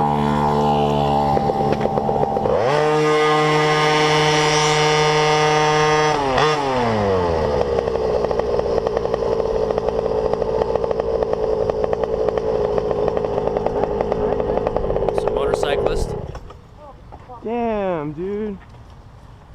Shit. Not yet, Chad. I didn't get an invoice yet.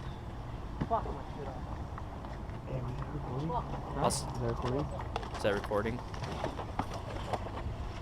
Sean, are you alright, buddy? You alright, man? Don't be picking up. Real quick. Road rash on the upper back.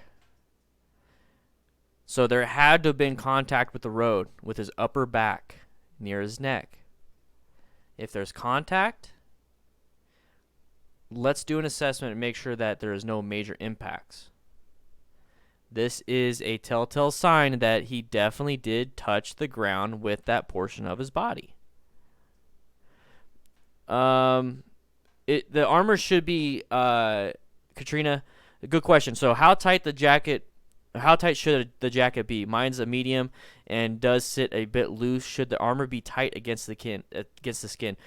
Your jacket should be tight enough to where the armor doesn't move around a bunch, but it also should not be tight enough that will restrict your movement.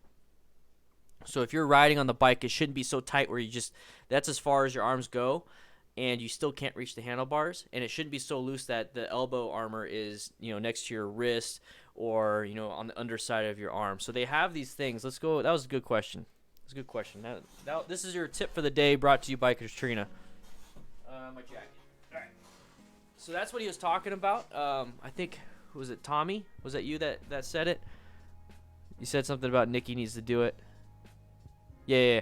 So what we're talking about here is you have good armor or good jackets has this. Here, one second. Let's see.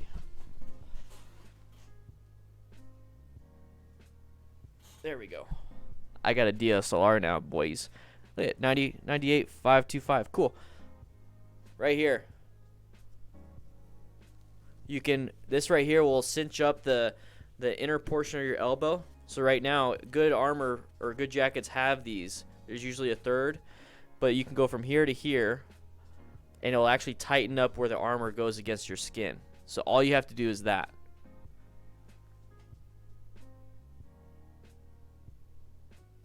Haha! What's up, boys?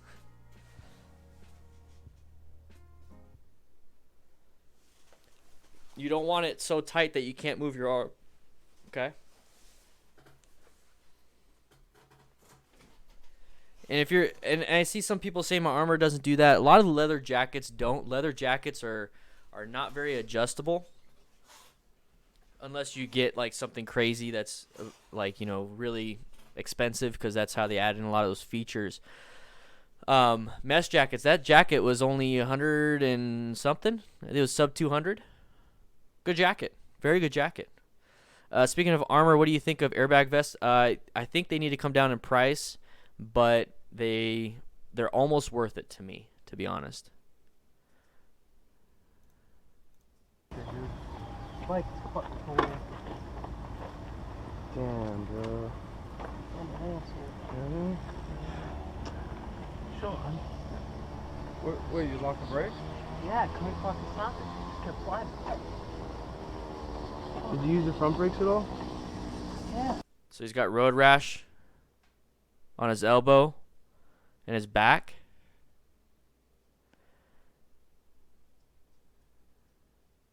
I'll tell you what. So Fly Cool Pro women's.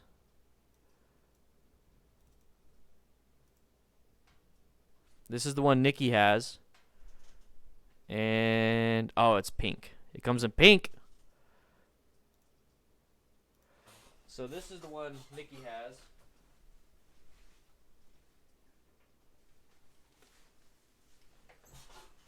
It's $100.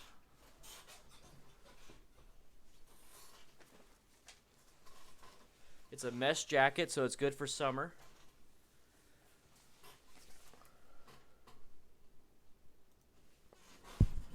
And it does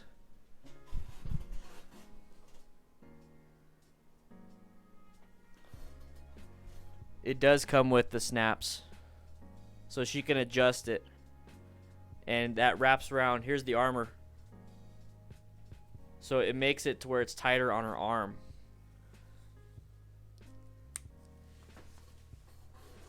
Yeah, it's always pink. It's weird. It's weird, but she got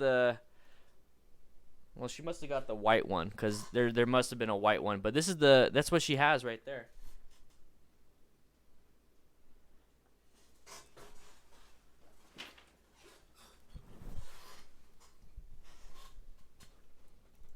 So they don't have to be expensive jackets to make that work. Yeah. I won't tell you what to do.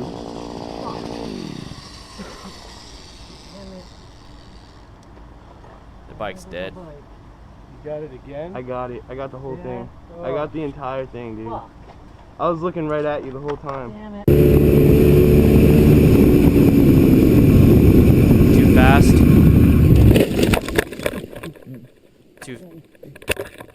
I don't know what really happened there. That's. Oh yeah, he was going too fast for the turn. I got the whole thing. I got the entire thing, dude. I was looking right at you the whole time. Didn't turn. He just straight up didn't turn. So I talk about this in a lot of these videos, especially on the curves. I got the entire thing, dude. I was looking right at you the whole time. It's bad quality, but where's the road? Do you know where the road starts and ends? You know where the road turns? You see the lines. I know it's bad quality, but this is very typical with the shades, with the shaded areas, with the trees blocking the sun.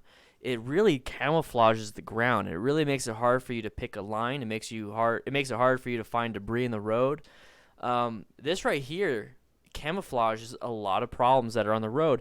So maybe at the last second he was going the appropriate speed for the turn if there was no distractions and he could have made it, but maybe he saw some debris and freaked out.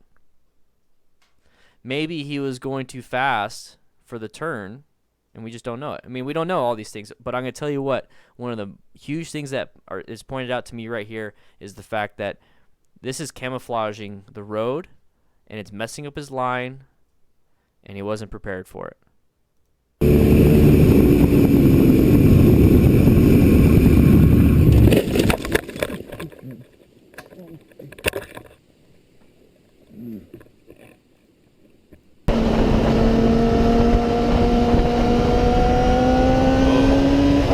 Whoa, what? He went wide for some reason. So he's going oncoming traffic. Whoa, whoa. That's panic. That was panic setting in. That sucks. Are you okay, dude? Yeah, I'm fine. Fuck, dude. What? You sure? Yeah. Look at the control. Oh, wow. Let's just get out before cops come. Yeah. Why?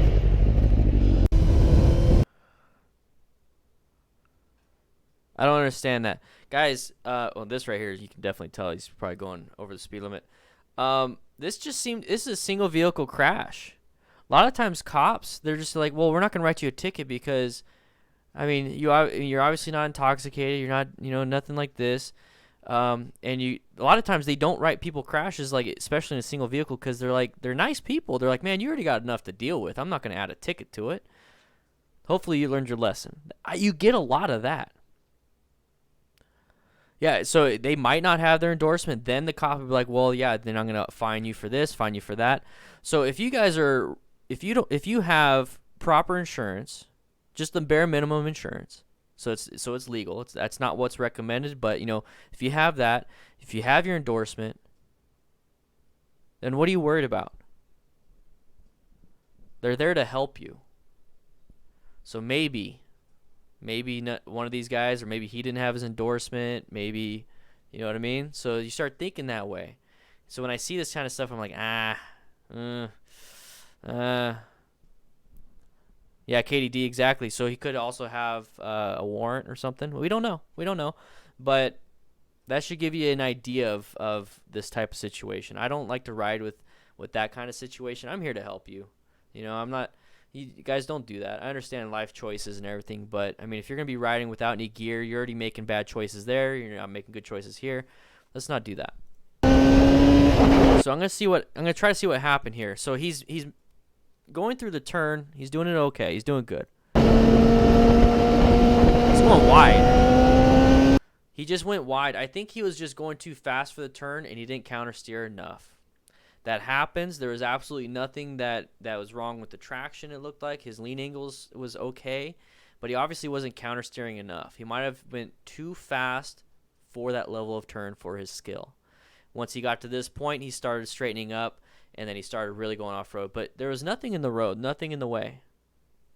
So quite possibly, could he just not be experienced, not have his endorsement?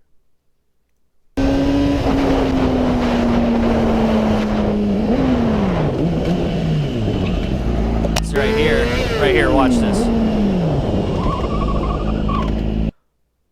Holy crap. That was close. If he continued that rear tire slide into the gravel, he would have dumped the bike. He would have dumped that bike. And now we have 2 people. So when it comes to helping an accident victim, you yourself need to protect yourself. You're the rescuer. If you crash right now and your buddy's like, you know, has massive stuff that's happening to him, but you crash, now you're part of the problem, you can't help him. How would you feel if he died because you did this? So relax, relax, relax. Keep calm. Get to the incident.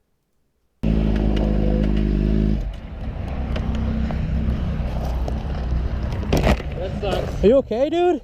Yeah, I'm fine. Oh, speaking of which, Katrina, I'm going to send you a picture, or not picture, I'm going to send you a video after the stream to thank you for the page. Everybody that become patrons, they get a special video. So everyone gets that. And if you're $5 and up, you get your picture on the DDFM crew wall. And the reason why I'm bringing up Katrina, though, is that you get your picture during the stream. So you see how everybody up there is a special thanks to my veteran crew and up. So anybody $10 and up gets their picture during the stream. So you make sure you send it to me to my email, but I'll have all that information. Fuck, dude. Yeah, spot, exactly. So MSF taught me to stand up the bike before emergency braking in a corner. Yes, yes, yes, yes, yes, yes. Do that. What happened here is that he could have made the turn if he counter-steered enough. So you actually learn how to do the curves before the emergency braking in the curve during the MSF. So that one's exercise 11, emergency braking in a corner. But you learn how to navigate a corner before that. I think exercise 6. 5 and 6, something like that. You actually learn how to navigate counter steering. So what he didn't do was apply enough counter steering, and if he did, he would never have to straighten up. You sure? Yeah.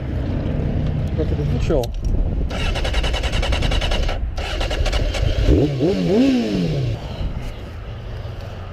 Let's get out before cops come. Yeah.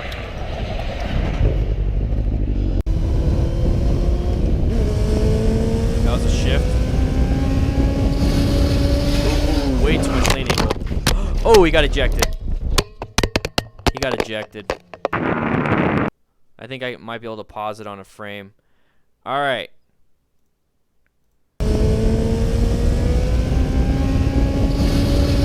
That right there should be an indication that you're leaning too far. So this is a high side. Initially it was turning into a low side. So he had too much lean angle. Let's go ahead and, was it shift? Ha-ha! Right here. Let's go back a little bit more. So this accident, once again, most motorcycle accidents happen in curves and intersections. So here we go. So he loses traction. Right there. Lost traction, so his rear wheel slid out from underneath him. Ooh, yeah. You want to say hi? Hi, babe. Hi, babe. Ha. She got me an AMW cream soda. I like cream sodas. I haven't had a beer in probably a week. I already lost 4 pounds. Anyways, congrats to me. Lost traction right here, and the rear tire started sliding out. It catches traction, and then it high sides. It flips them. Right here. So let's see if I can go frame by frame to show you, because you actually see his body. So he's wearing motorcycle boots, but those are regular jeans. Look at the bike. The bike's not even on the ground. Nobody's on the ground.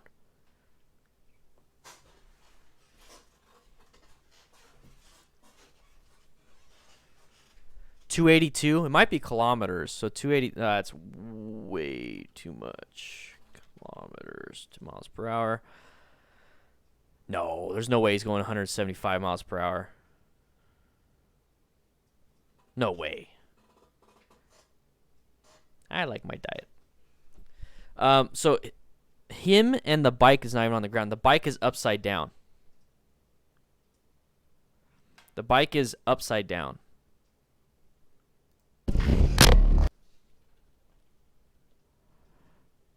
Bike's upside down. That's what I thought I saw.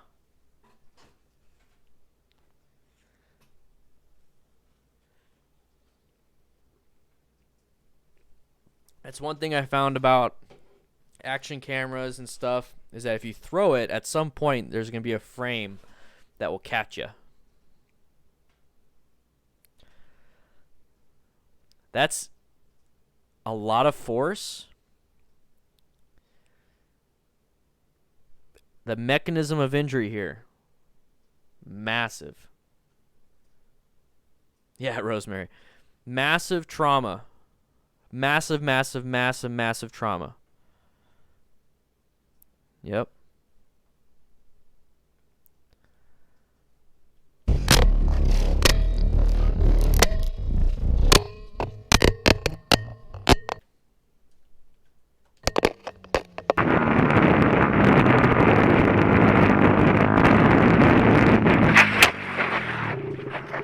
Ooh. This leg, what was that on the road, you? Oh no! Is he saying his leg? What is that? Oh no! No! No! Just kept driving? What is that? What the is that? That's a full panic. Just gonna keep driving?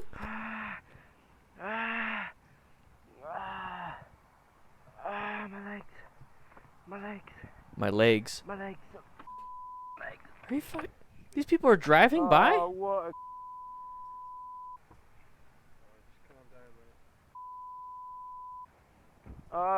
my bike is. Okay, so let's find out what I happened. think I'm alright. It's just.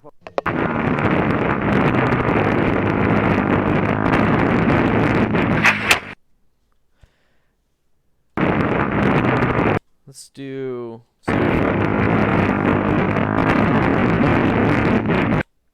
I think he just got blinded. I think he target fixated and freaked out. I think that was a panic. I think he might have applied the brakes thinking the car was going into his lane. I don't know. Yeah, I think Yeshua, I think that's it. Because usually the simplest answer is the right one. Yeah, Katrina, I agree.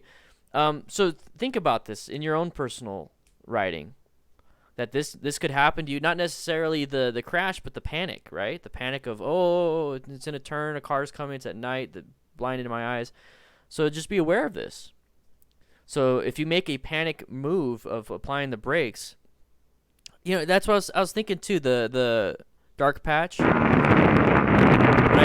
I see dark patches. This is from the shade, but I see dark patches every so often. I mean, it could be something in the road, but he crashed near what this was. So how come I'm not seeing anything? He hit his head. He smacked his head pretty hard. Oh, yeah. Look. Look how shiny that stuff is in the road. It could be oil. Yeah, so the L is for learners. I think I heard somebody talk about it. If somebody can share a little information about those specific plates and what CCs you can get and what you can do, what you can't do. If anybody wants to chime in, that'd be good information to have. Make sure you guys hit that like button too. And if you'd like to help support the channel in this live stream, my last one completely demonetized. Viral Hog, I made a post on my Instagram. They pretty much said, hey, we're taking over all monetization of that video because you used a 2-minute clip of ours out of the hour plus. So they decided to take all revenue. So I decided, screw you, I'm not going to make any money. You're not going to make any money, you know? So I've been fighting it. But anyways, it could be an AC trail, Big Dan. I truly 100% believe that, but maybe, I don't know. My only guess is it could be oil, but think it could be some type of fluid that is slippery. So once again, lane position 1 right here where the bike is laying might not be the best spot because you see all the leaves and all the debris. Lane position 2, pretty good spot. Lane position 3, the inside of the curve. You know how you hear people say outside, inside, outside? Not necessarily all the time. If he went outside, so if he went outside and he crossed to the inside, because he's on the inside right now, it really could have been a fluid that will catch you. So if you stayed middle, middle, middle as the default, he would have been perfectly fine. Middle, middle, middle.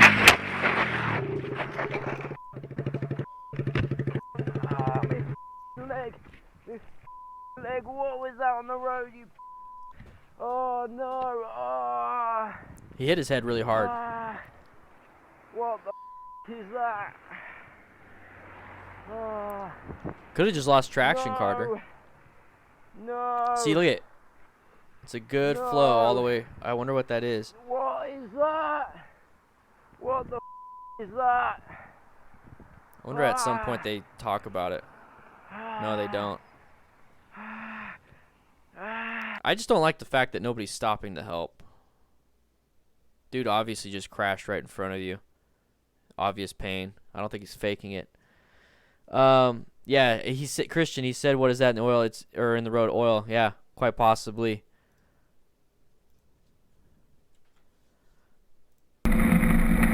Oh, this is from behind. Okay.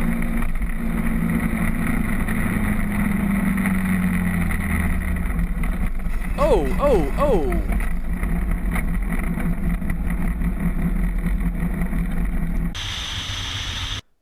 Okay. Okay, so if this is from behind, this is a panic brake. It's a simple, easy one. This happens a lot on these videos. It's a panic brake. It's turning the handlebars and applying the brakes. That's all this is. You can apply the brakes really hard if you want, but if you keep your handlebars straight, you're good. What's really hard to do is that if you have zero traction on that front tire and you just grab a fistful of front brake, it's going to turn on you no matter what. So what you have to do is progressive braking. So when you apply the brakes, so this is the front right here. So this is the front. So when you accelerate, the front and here's the rear, they start to raise up when you accelerate. So your suspension is fully extended. Or not fully extended, but it's extended more. It's not compressed, so it's raised up. When you apply the brakes, it starts to lower, and when you apply more brake, all the forward momentum and the friction gets to that front tire. Once it starts getting to that front tire and you're applying a little bit of brake, you can apply more and more and more. So now you're stopping, and before you know it, you can go like this and just stop. What's happening with this is that he's riding, so he's elevated, no weight on the front tire, so there's barely any traction other than for acceleration and turning at this point. And what happens is as soon as he sees, oh crap, he applies the brakes really quick, it just washes out from underneath him because it doesn't have the time to go down, apply weight to the front tire, and then really dig in. Okay? And you know what? We can do something real quick. Let's do this. This is why I love live streams. Alright. So real quick, we'll use here.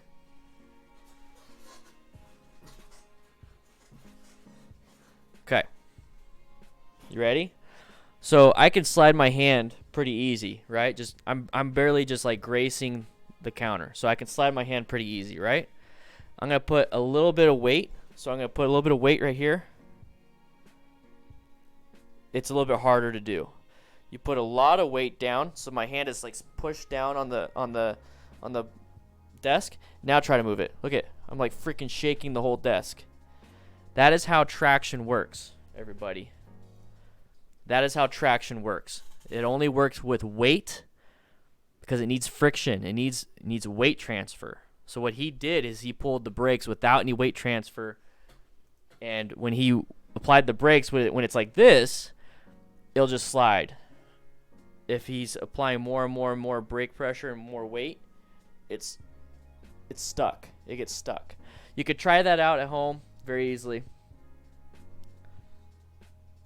That's why I like that. Move this back.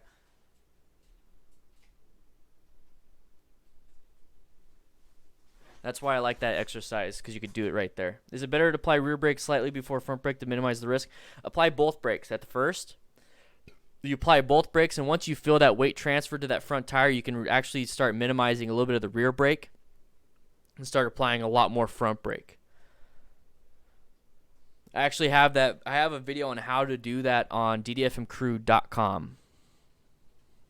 So watch. He's gonna realize he has to brake and stop, but he just grabs way too much and just dumps it. His hands are down. You see that? His hands. He's playing with his hands. Watch his hands. He was doing what I did in the video today. Look at his hands.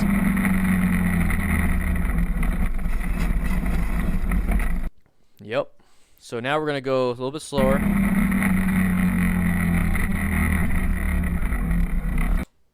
Right there.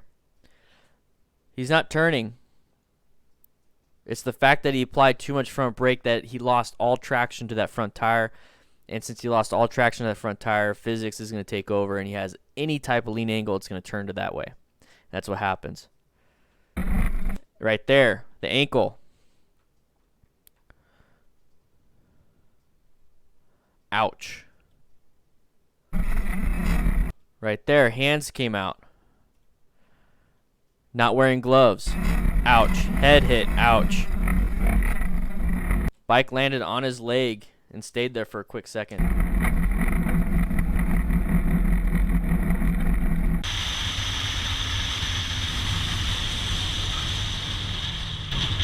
Oh, no. Oh, he's seen this one before, but this is a good one. This is a good one. What's up, Stacks? How you doing? These pieces of wood are very hard to break. Think about that. Mechanism of injury. He had such an impact that he broke this, whether it's his body or the bike. Either way, that amount of force is at some point transferred to his body. You okay? Where is he at? Oh, it's him. His leg. Look at his leg. Before the cops get here, once again. His leg. He's limping. He's putting all the weight on his right leg. See, that right there. Here's the thing, guys. These bikes are heavy. That rotor is hot. You will burn. That is touching a stove. It's exactly like touching a stove. Watch out for it being hot.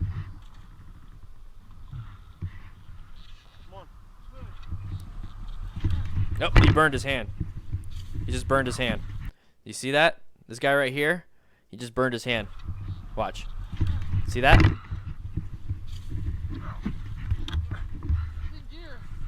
It's in gear. That might be why. You guys all right? Yeah, we're fine. You need a hand? Yeah, please. You bet. It's in gear. Here. Punch it in. What happened? Pull the clutch. I got it in. What happened to my screen? Yeah, they're all right. Yeah, we're good. Just call 911 anyways. Got it.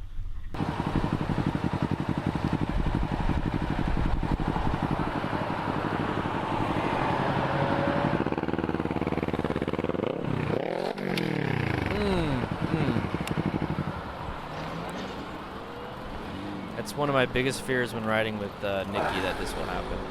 That's a bad spot to leave your bike too. Did you see that? He hit you. No. Oh, he hit him? Tell me.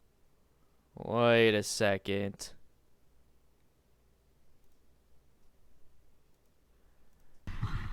Got it. Okay. So you're gonna go. I know it's busy, right? You're gonna rush out there, right? He didn't hit him. Nobody hit nobody. Did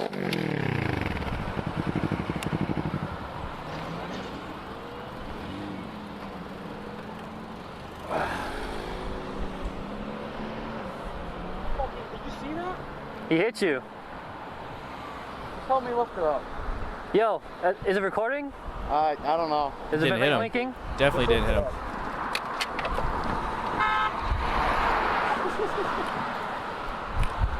You guys all right? Yeah. All right, guys. Be safe. You want to wheel it back in?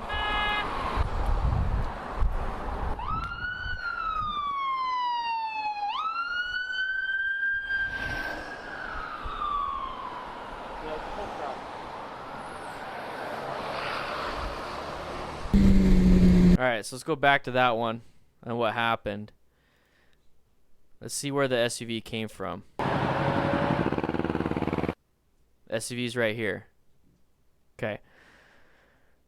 This is just an unfortunate accident where the motorcyclist made a bad decision. So watch this. That SUV was in that right lane. And this is what I talk about when I'm riding with Nikki, and this is what I talk about all the time on these videos, is that white SUV changing lanes did not see or care about this motorcyclist going. He didn't even see him go, because guess what? Look at that white van, that white SUV, the other white SUV, the newer one, was in the way. At that moment, he made that decision. Right here, he made that decision. The motorcyclist also made that decision. The motorcyclist should have seen this hazard coming out in front of him. Where is his head looking? His head is looking left. Both of them merged into the same lane. Who's going to win? The car. It's an unfortunate accident, but here's the thing.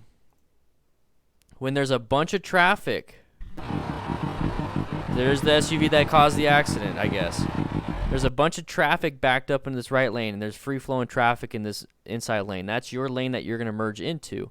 What do you think everybody else in these far lanes are wanting to do? They're going to want to get in this lane. So before you even go, you need to make a good concerted effort that you're not going to be sharing the same lane pretty soon. That should be your line of thinking right there when you're sitting here in line. Okay? Another thing you can do is just turn right and come back around. Sometimes I do that. Yeah, see, there you go. Spot the dog. Just go right. It's not worth it. I would do that too. But if you're going to make a left-hand turn, go ahead and make it, but just always assume that there's going to be somebody merging into your lane because they want to get out of their slow lane. So watch. See, there's this guy right there. Traffic's flowing.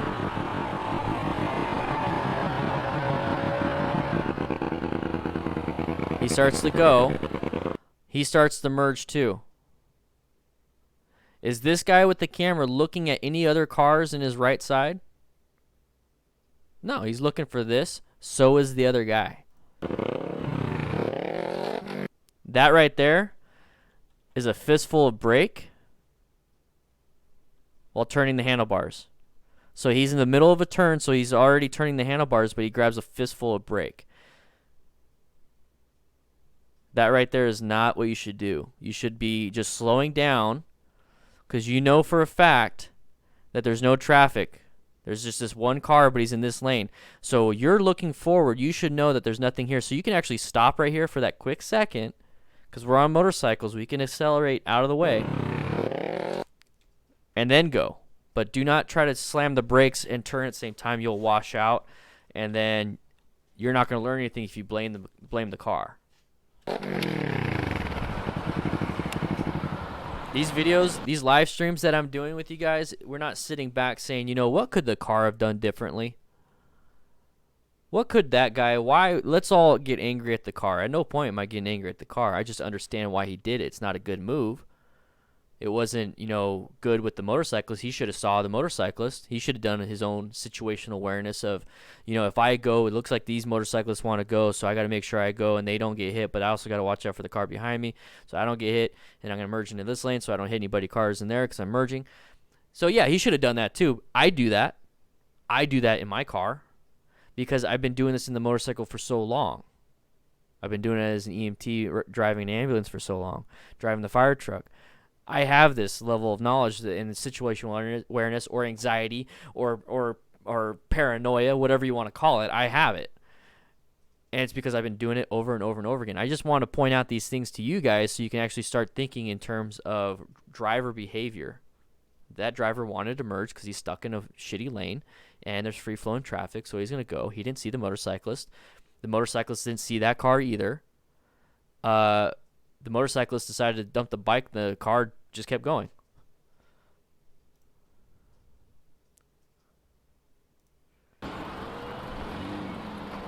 Yeah, so, yeah, most people, exactly, Katrina, most people aren't even aware of the difficulties bikes face, unfortunately. They don't know what to look for in the first place. Only 6% of motorists, I think in the state of Arizona, are motorcycles. So usually you go for what you're trained to look for. As a car driver, you look for other cars. Half the time, you don't even see the pedestrian because you're not trained for that. You're looking for other cars. So you're not even looking for motorcyclists. It's the inattentional blindness. Did you see that? He hit you. Just help me lift it up. Yo, is it? Yeah, Nathan, I'll be honest, I wasn't aware of motorcycles until I started riding. I was about the same way, but here's the thing. Think about that, though. It is a bad thing, you know, like I wish everybody could see motorcycles, but think about it. Did it make you a better driver then? Because you weren't aware of 6% of the population on the road. You're a better driver now because now you see the full 100% just by doing this. That's what I take out of that. Is it recording? I don't know. Is the red light blinking? Let's lift it up.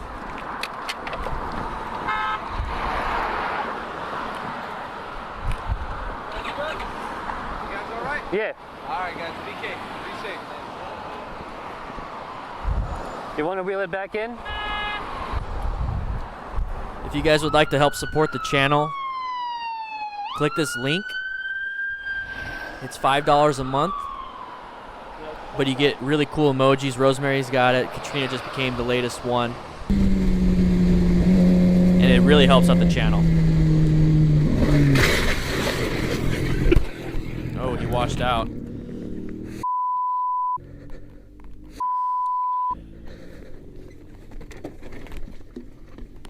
Okay,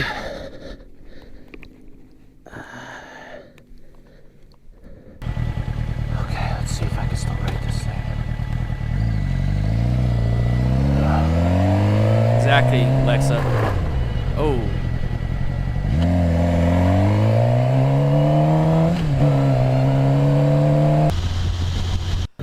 Okay, so let's take a look at the accident. This seems like it's a popular mountain. This must be in California because I've seen this in a few other accident videos. So let's watch it.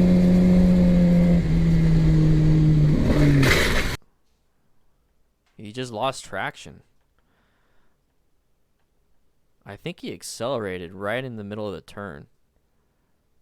Because that's not enough to cause a traction loss. Let's go back.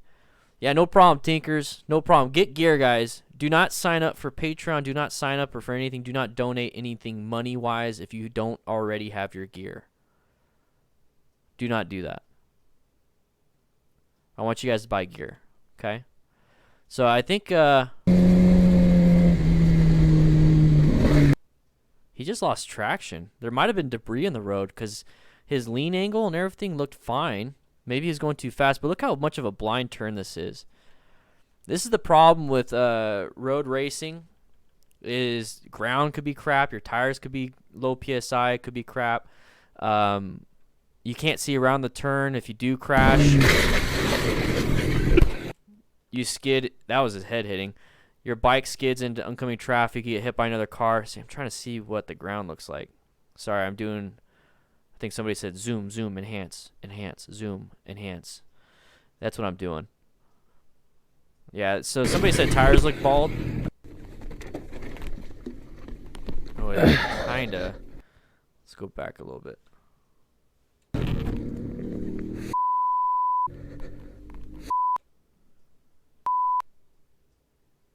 Tires could definitely be bald. I can't tell. I mean, you can't tell unless you actually check it.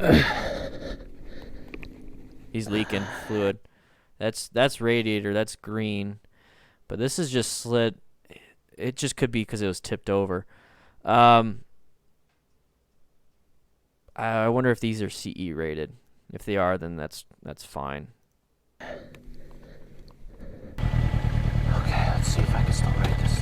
So the reason why he's able to even walk away from this is because he was wearing gear. He obviously had he has jacket, gloves. He's got knee and shin armor. He's got a helmet, and he's got, I mean, okay boots.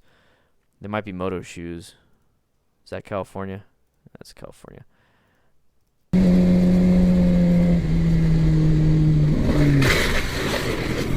The rear tire just slid out. He hit his head though. You hear that? Right there. That was his head. Katrina.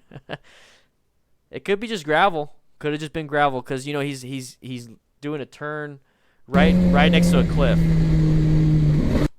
His lane position is close to the edge. That's one of the risks you take. So there's gonna probably be some debris here. So that's my best guess, is there was enough debris with enough, just everything lined up for a crash. I'd be more to the left side of being lane position 1, not only because there could be possibly debris here, but it also opens up the view so I can see around the curve a lot better. I'd rather have the vision.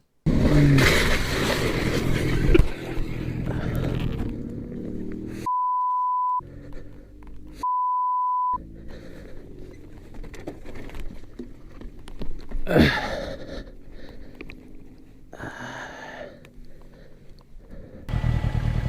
let's see if I can still rate this thing.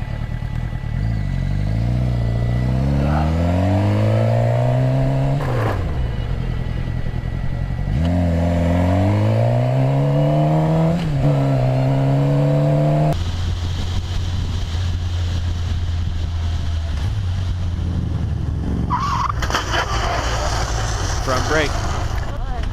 Coming back. Play still. You alright? Oh, he fell back down. Hold on. Tried it. Brakes. There it is right here.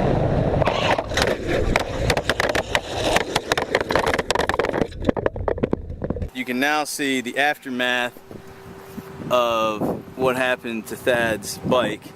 He's alright, other than a torn up knee. How you feeling? Shoulder's a little jacked up. Road rash. Man. Alright, we're gonna try. Man, look at this. Hold on, hold still. It's all the light. That's his head. Or that's his helmet, but that could have been his head. That's what I mean. That's an impact. That needs replaced. Yeah. We got the zipper here on the jacket. I mean, the jacket's fine. The zipper's a little busted up. Jeans look better than they were bought. That's why you wear better jeans. Didn't have his riding boots on. Fortunately, I didn't get hurt. This thing's all jacked up. Yeah, he got lucky. He probably saved a lot of possible ER trips and damages because he was wearing a jacket and a helmet especially. So right here, once again, panic stop, panic braking, applied too much front brake, washed out the front tire, and then a good chance of hitting your head.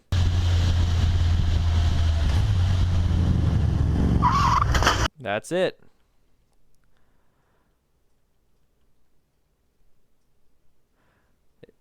As soon as he applied the brakes, look, right here, he's doing fine. One frame, still doing fine, everything's straight. Next frame, still doing fine, everything's straight. Next frame, still good. Boom. As soon as he applies that front brake, it's that instant. Should you just replace any damaged gear if you crash? Yeah, you should. Helmets, the polystyrene foam on the inside could be cracked and therefore rendered useless. The armor that you have can be rendered useless in a crash like this. Now, if it's just like a typical drop and it scratches the outer frame, that's not a big deal. You just got to double check all the inside stuff. But yeah, especially your helmet. And this crash right here, I'd replace everything. This crash right here, that's just the price you have to pay. But as soon as he applied that brake, washed out that front tire. There it is. There's the impact that's really scary for me because that's a shoulder injury. That's a broken collarbone, possibly. And then watch his head. That's a possible spinal fracture. Possible. Definitely hit his head hard. So when we watch it from his point of view, I want you to see it. Hold on. So his point of view. So they're actually, this guy's going to turn right. There was not enough communication. You notice how he's talking to him. He's like, hey, hold on, hold on, hold on. So they have a Bluetooth system going on. But there was no indication of the guy in the front, hey, we're turning right, giving you a heads up. We're turning right, giving you a heads up. Because watch this. He starts applying the brake. He has his indicator on, and then he applies the brake. This guy's on the inside, the Thad. He's on the inside, and he's going too fast. Boom, slams the brakes. He's not ready.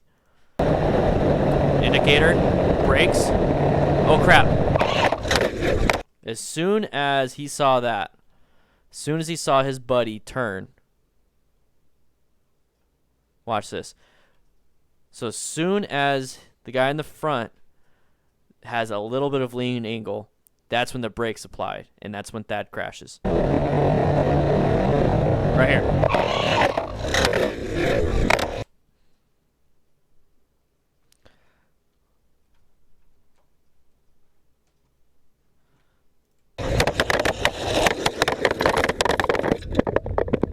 You can now see the aftermath of what happened to Thad's bike. He's up. And that's it. That's that, guys. That's that. I know it's a little abrupt, but guys, if you'd like to join the Discord, you click that link, beginnermotorcycletips.com. It should be quite easy. Should be quite easy. You have to for my server, you have to have your phone verified and everything. We don't just let anybody just come in randomly. You have to verify all your information before you can get in. Hi, stream.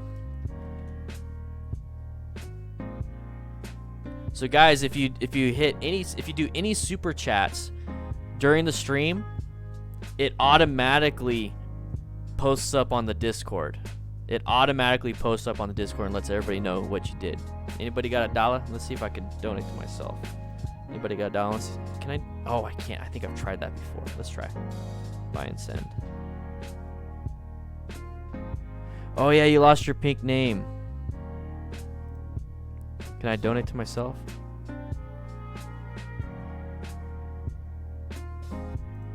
I donated to myself. Look at it, it popped up. I donated to myself. Hey everyone, Dan the fireman just donated this stream. That was a waste of money. Anyways, that's what happens. So that's what I donated to myself. No, Spot the Dog. Discord's absolutely free. Discord's absolutely free. Yeah. So Discord's free. You join on up.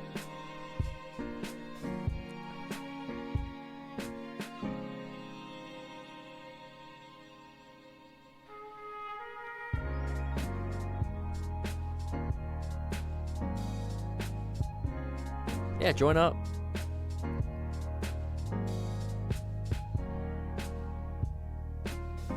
Yeah, there's a new writer question area, so you can ask questions. Maintenance and gear.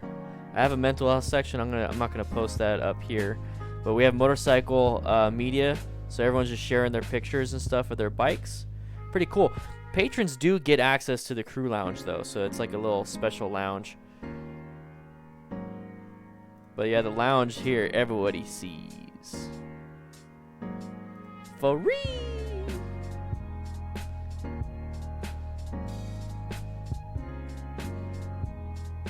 Make sure you hit that like button before you leave, guys. Connor, you can join even if you don't have a motorcycle. Guys, you can join if you don't have a motorcycle. It's perfectly fine. You don't have to have a motorcycle to join.